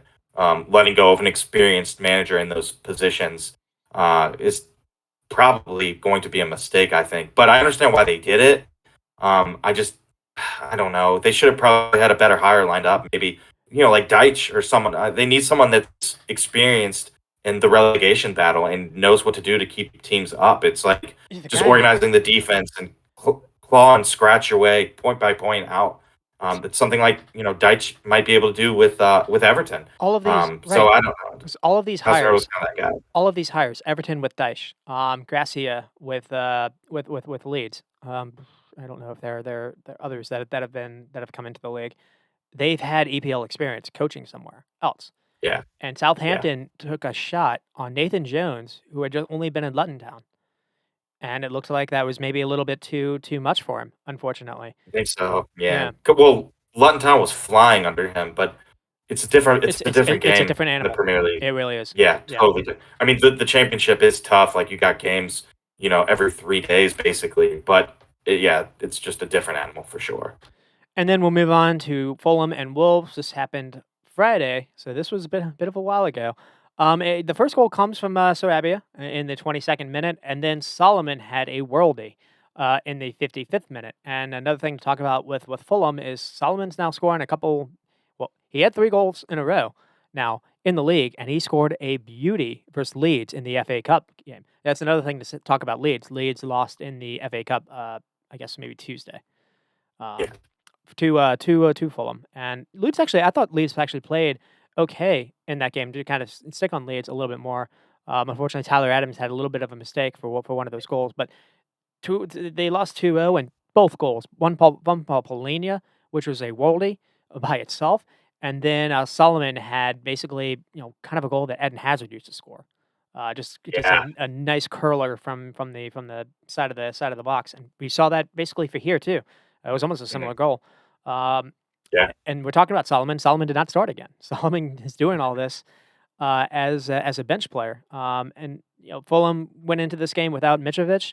I think maybe the because it does end 1-1. There's maybe a chance where you're starting to kind of see that bother them a little bit. But we saw Mitrovic return yesterday versus Leeds. So when Brentford play Fulham, I guess this Monday, Fulham will have Mitrovic, and we don't know if Brentford will have Tony.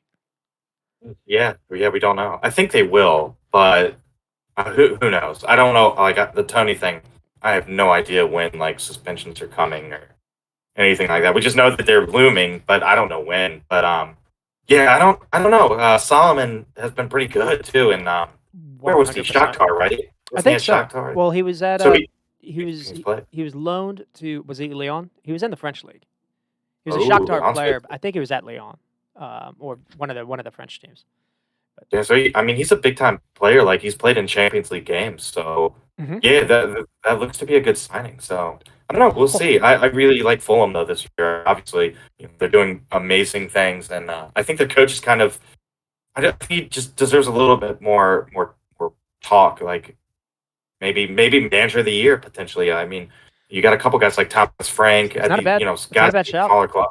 Yeah, Yeah, yeah. I mean, he's done fantastic. because he's doing this with a just a promoted side, and I think I Yeah. actually saw it's official. Well, had they beaten Wolves, um, he would have gotten the most points of any at this point in the year for any team that's been promoted ever. At least and at this point in the season. Yeah, it just seems too like he's just getting the most out of his players. Like, Tim Ream is no spring chicken, and like he kind of, I mean, he didn't come out of nowhere this season, but he has definitely like just reached a whole new level of this year. And like Anthony Robinson, well, they got who's their defensive mid? Polina is doing amazing too. It just everything looks pretty good, and they can score without Mitrovic, a concern in the beginning of the season. Who's going Yep. to score when Mitrovic isn't there, and they seem to have that figured out too. So I mean, it was in this game. It was a tale of two halves. Because Wolves really did start the better team, and it was at Fulham. So that was a bit of a surprise. But again, it was maybe the best that we've seen Jimenez look. for them in a while. And I think a lot of that happened because of Mateus Cunha that was able to kind of play off him a little bit more. But I mean, Fulham were kind of suffering a little bit. They only had 2 touches in the Wolves box in that first half. Obviously, Mitrovic offers a little bit something different than Vinicius. I think they were struggling with that. But this one ends with zero point 0.6 xG for Fulham. Wolves zero point 0.7. Wolves only had 8 shots and 2 on target. Wolves with 10 and 5. But again, a lot of this domination for Wolves was happening in that first half, and then Mateus Cunha got hurt. Um, Yeah.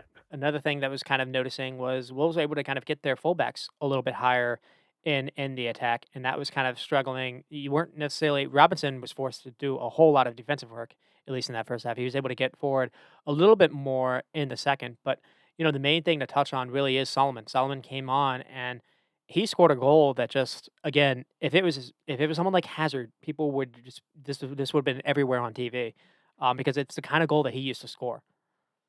Yeah. Yeah. Yeah. Absolutely. And you mentioned, I mean, Tim Ream had a just he's a Johnny on the spot, Yeah. and just he and I think he had a maybe he had a clearance goal line clearance yesterday, or Oh, again, dang. first Leeds in the FA Cup. Yeah. Yeah. Definitely. He had a big Yeah. he had a big defensive stop. Um, Oh, yeah. Well, didn't he have one too? Like he had a goal line clearance a couple games ago versus as well in the Chelsea, Premier League. yeah, Chelsea. Yeah. like So legitimately the ball was going in, and he just kind yeah, of that was. he came out of nowhere. Um, I wish he was just like a little younger so you get like one more cup out. But I mean, what it would be 39, 38 in the next World Cup? So he's like 35 or 36 now. Yeah. now, yeah. So I don't know if we can get another World Cup out of him. But yeah, man, he's firing all cylinders. I think Marcus Silva's done tremendous. And for Wolves, a lot of this, there was a lot of positives in this. I mean, Jimenez, I think, had 27 touches just in the 55th, 55 minutes to go. Yeah. So he was a lot more involved. I think Sarabia was getting into a number of really good positions. That was helped with basically they're able to play with very high fullbacks. Semedo and Breno were very very dangerous, and that allowed the two wide players, quote unquote, kind of play a little bit more in the half space, and you actually saw that. You saw that for the goal, where Sarabia was able to kind of get in a little pocket of space where it was really hard for I think it was Anthony Robinson to guard because guard on the goal. He's trying to guard. I think it's Jimenez, and Jimenez just kind of does a head.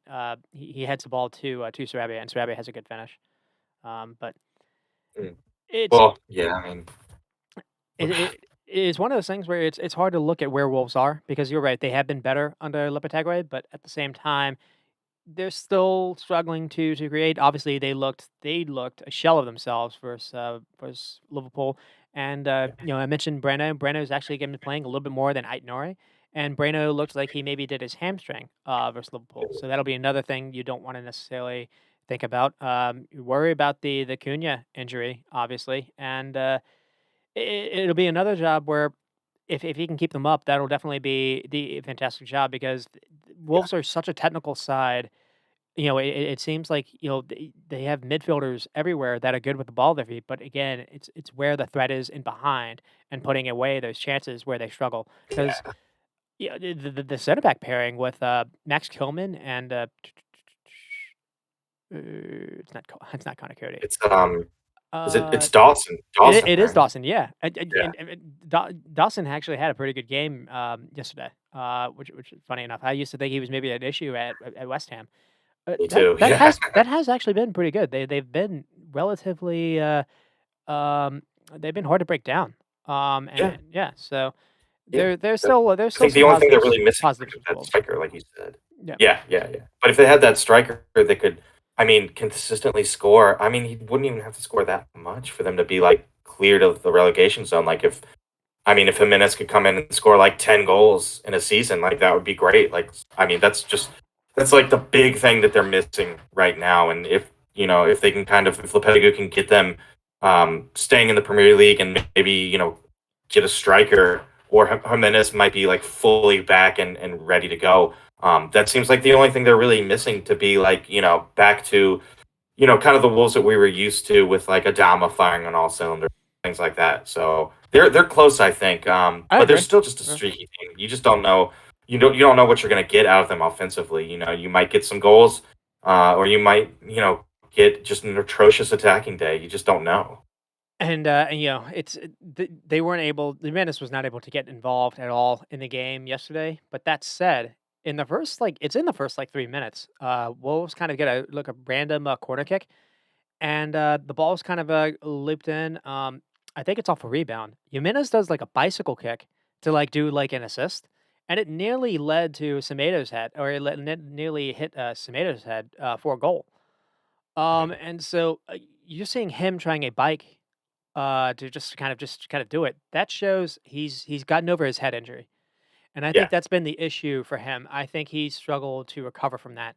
And so if that is the case, it can be a mental thing, which that absolutely. totally is understandable. Oh yeah, If he's been able to get over that mental block, he looked so much more involved, at least in this game, than we've seen him in the past. Liverpool game, Liverpool were able to kind of take their midfield out of the game, surprisingly enough. I think you maybe could see Jimenez kind of go on that streak that you were talking about, yeah, and I hope so too. But because it definitely is a middle block for before sure. that Because like, before that injury, he was one of the top 8-ish strikers in the league. yeah, yeah, Yeah, definitely. Yeah, but I mean, it's kind of like it's kind of like if you're like a striker and like maybe you're on a breakaway and the goalkeeper takes you out and you tear your ACL. When you come back and you're in that situation 1-on-one versus a keeper, like it's going to be in the back of your I mind think for so a little too. bit. Like Yeah, it's going to be absolutely. playing on. So it's kind of like the same thing with that hit injury. I think it just takes like some time to get over it. And each game he plays where like he's like, okay, like nothing bad happened to me physically. Like it's just more confidence, and I hope we get to see him back and firing because he was playing really well before that head injury. It was just really unfortunate. I think you're right. I think he was like a top 8 striker in the Premier League, and who knows where he would go and where Wolverhampton would go if that injury never happened. Yep. Yep. All right, and so I guess that's it. We are an EPL focus show, but we should mention that for anyone that is interested, I do think Classico happens today for Copa. So still soccer going on, even though there's no Champions League or Europa this one like random Thursday. Yeah, yeah. And then this Saturday kicks off, and this weekend kicks off, and it's fun. I don't know who Arsenal play, but Man City and Arsenal played Newcastle. Bournemouth. Well, they well, Yeah, well, they would. Newcastle Man City's a good one. That's a good Poor, one to wake up to, poor and then Newcastle. Liverpool and Man United Yeah, on Sunday and to Brentford Fulham's good too. So is that on the way? That might be on Monday, but you're right. Monday, that's Monday. That's a Yeah, but sneaky still part of the that's a week, sneaky I match. guess. Yeah, that's a sneaky matchup. Good one to highlight as well. We haven't seen Brentford in a Yeah, while. that'll be fun. Brentford Yeah, it feels like we've seen them got a little one vacation month. because of I Yeah, guess they scheduled to play Man United. For some reason they didn't play on the weekend. I don't know. they must have been. Yeah, I think Newcastle was scheduled to play Brighton. So yeah, it probably was United that That they're makes supposed to sense. play. Okay, yeah, because Brighton didn't play for a little bit too. And yeah, Yeah. Brighton were able to advance in the FA Cup game, beating I don't know who they beat, but they beat them 1-0. So Hmm, hmm. we'll get to see Brighton back. We'll get to see Brentford back. Hopefully, I will not be so disappointed. I mean, I guess I would maybe take a draw, but I would love to be able to like kind of text a little bit to Alex because Alex has been having a little too much fun on our little group chat. Alex, a Man United fan. Um, but yeah, that said, so I mean, we've got a lot to talk about. I guess next week we'll try to do a show either Tuesday or Wednesday. Not necessarily Thursday. We'll see. We'll see. I guess how that works, Yeah, and then yeah. I guess that's kind of it. That's all I have to talk about. I mean, anything you want to add? No, no, it was a good show. Yeah, things are getting tight. We got basically a 3-horse race at the top, and there's numerous teams that could get relegated. I mean, that's the really interesting part. Is all these teams at the bottom are like just a few points away from each other. It's crazy. So you got action at both ends of the table. It's fun. And a team that no one has really talked about, that just their form just is terrible. Now maybe they get Zaha back, and that'll help them a little bit. But Crystal Palace are maybe going to be in that spot where they just have enough points now where they're safe. But man, they look lifeless. And if they do get caught into a spot where they have to actually perform and win games, I don't know if they could right now. So Yeah, that'll yeah, I feel the same way. we're talking. You mentioned the 6 or 7 out there. Palace might make 8. where not everyone's fates are sealed right now. So, Yeah, you absolutely. said a lot to play for, and, we're in March now, technically. April's gonna come around really quickly, and Yeah, that's when it comes to Gutch time, so it's crunch time. Yeah, for sure. so that said, that's all we have to say. You can find us on YouTube for, I guess it's what well, I guess you guys know where it is on YouTube. You can find us on, Spotify for the Reserve Squad Midweek. And, I guess that's it. So, for us Okay. two at the reserve squad, you stay squatty Thanks for listening, people, and tune in this weekend. It's gonna be fun. and stop recording.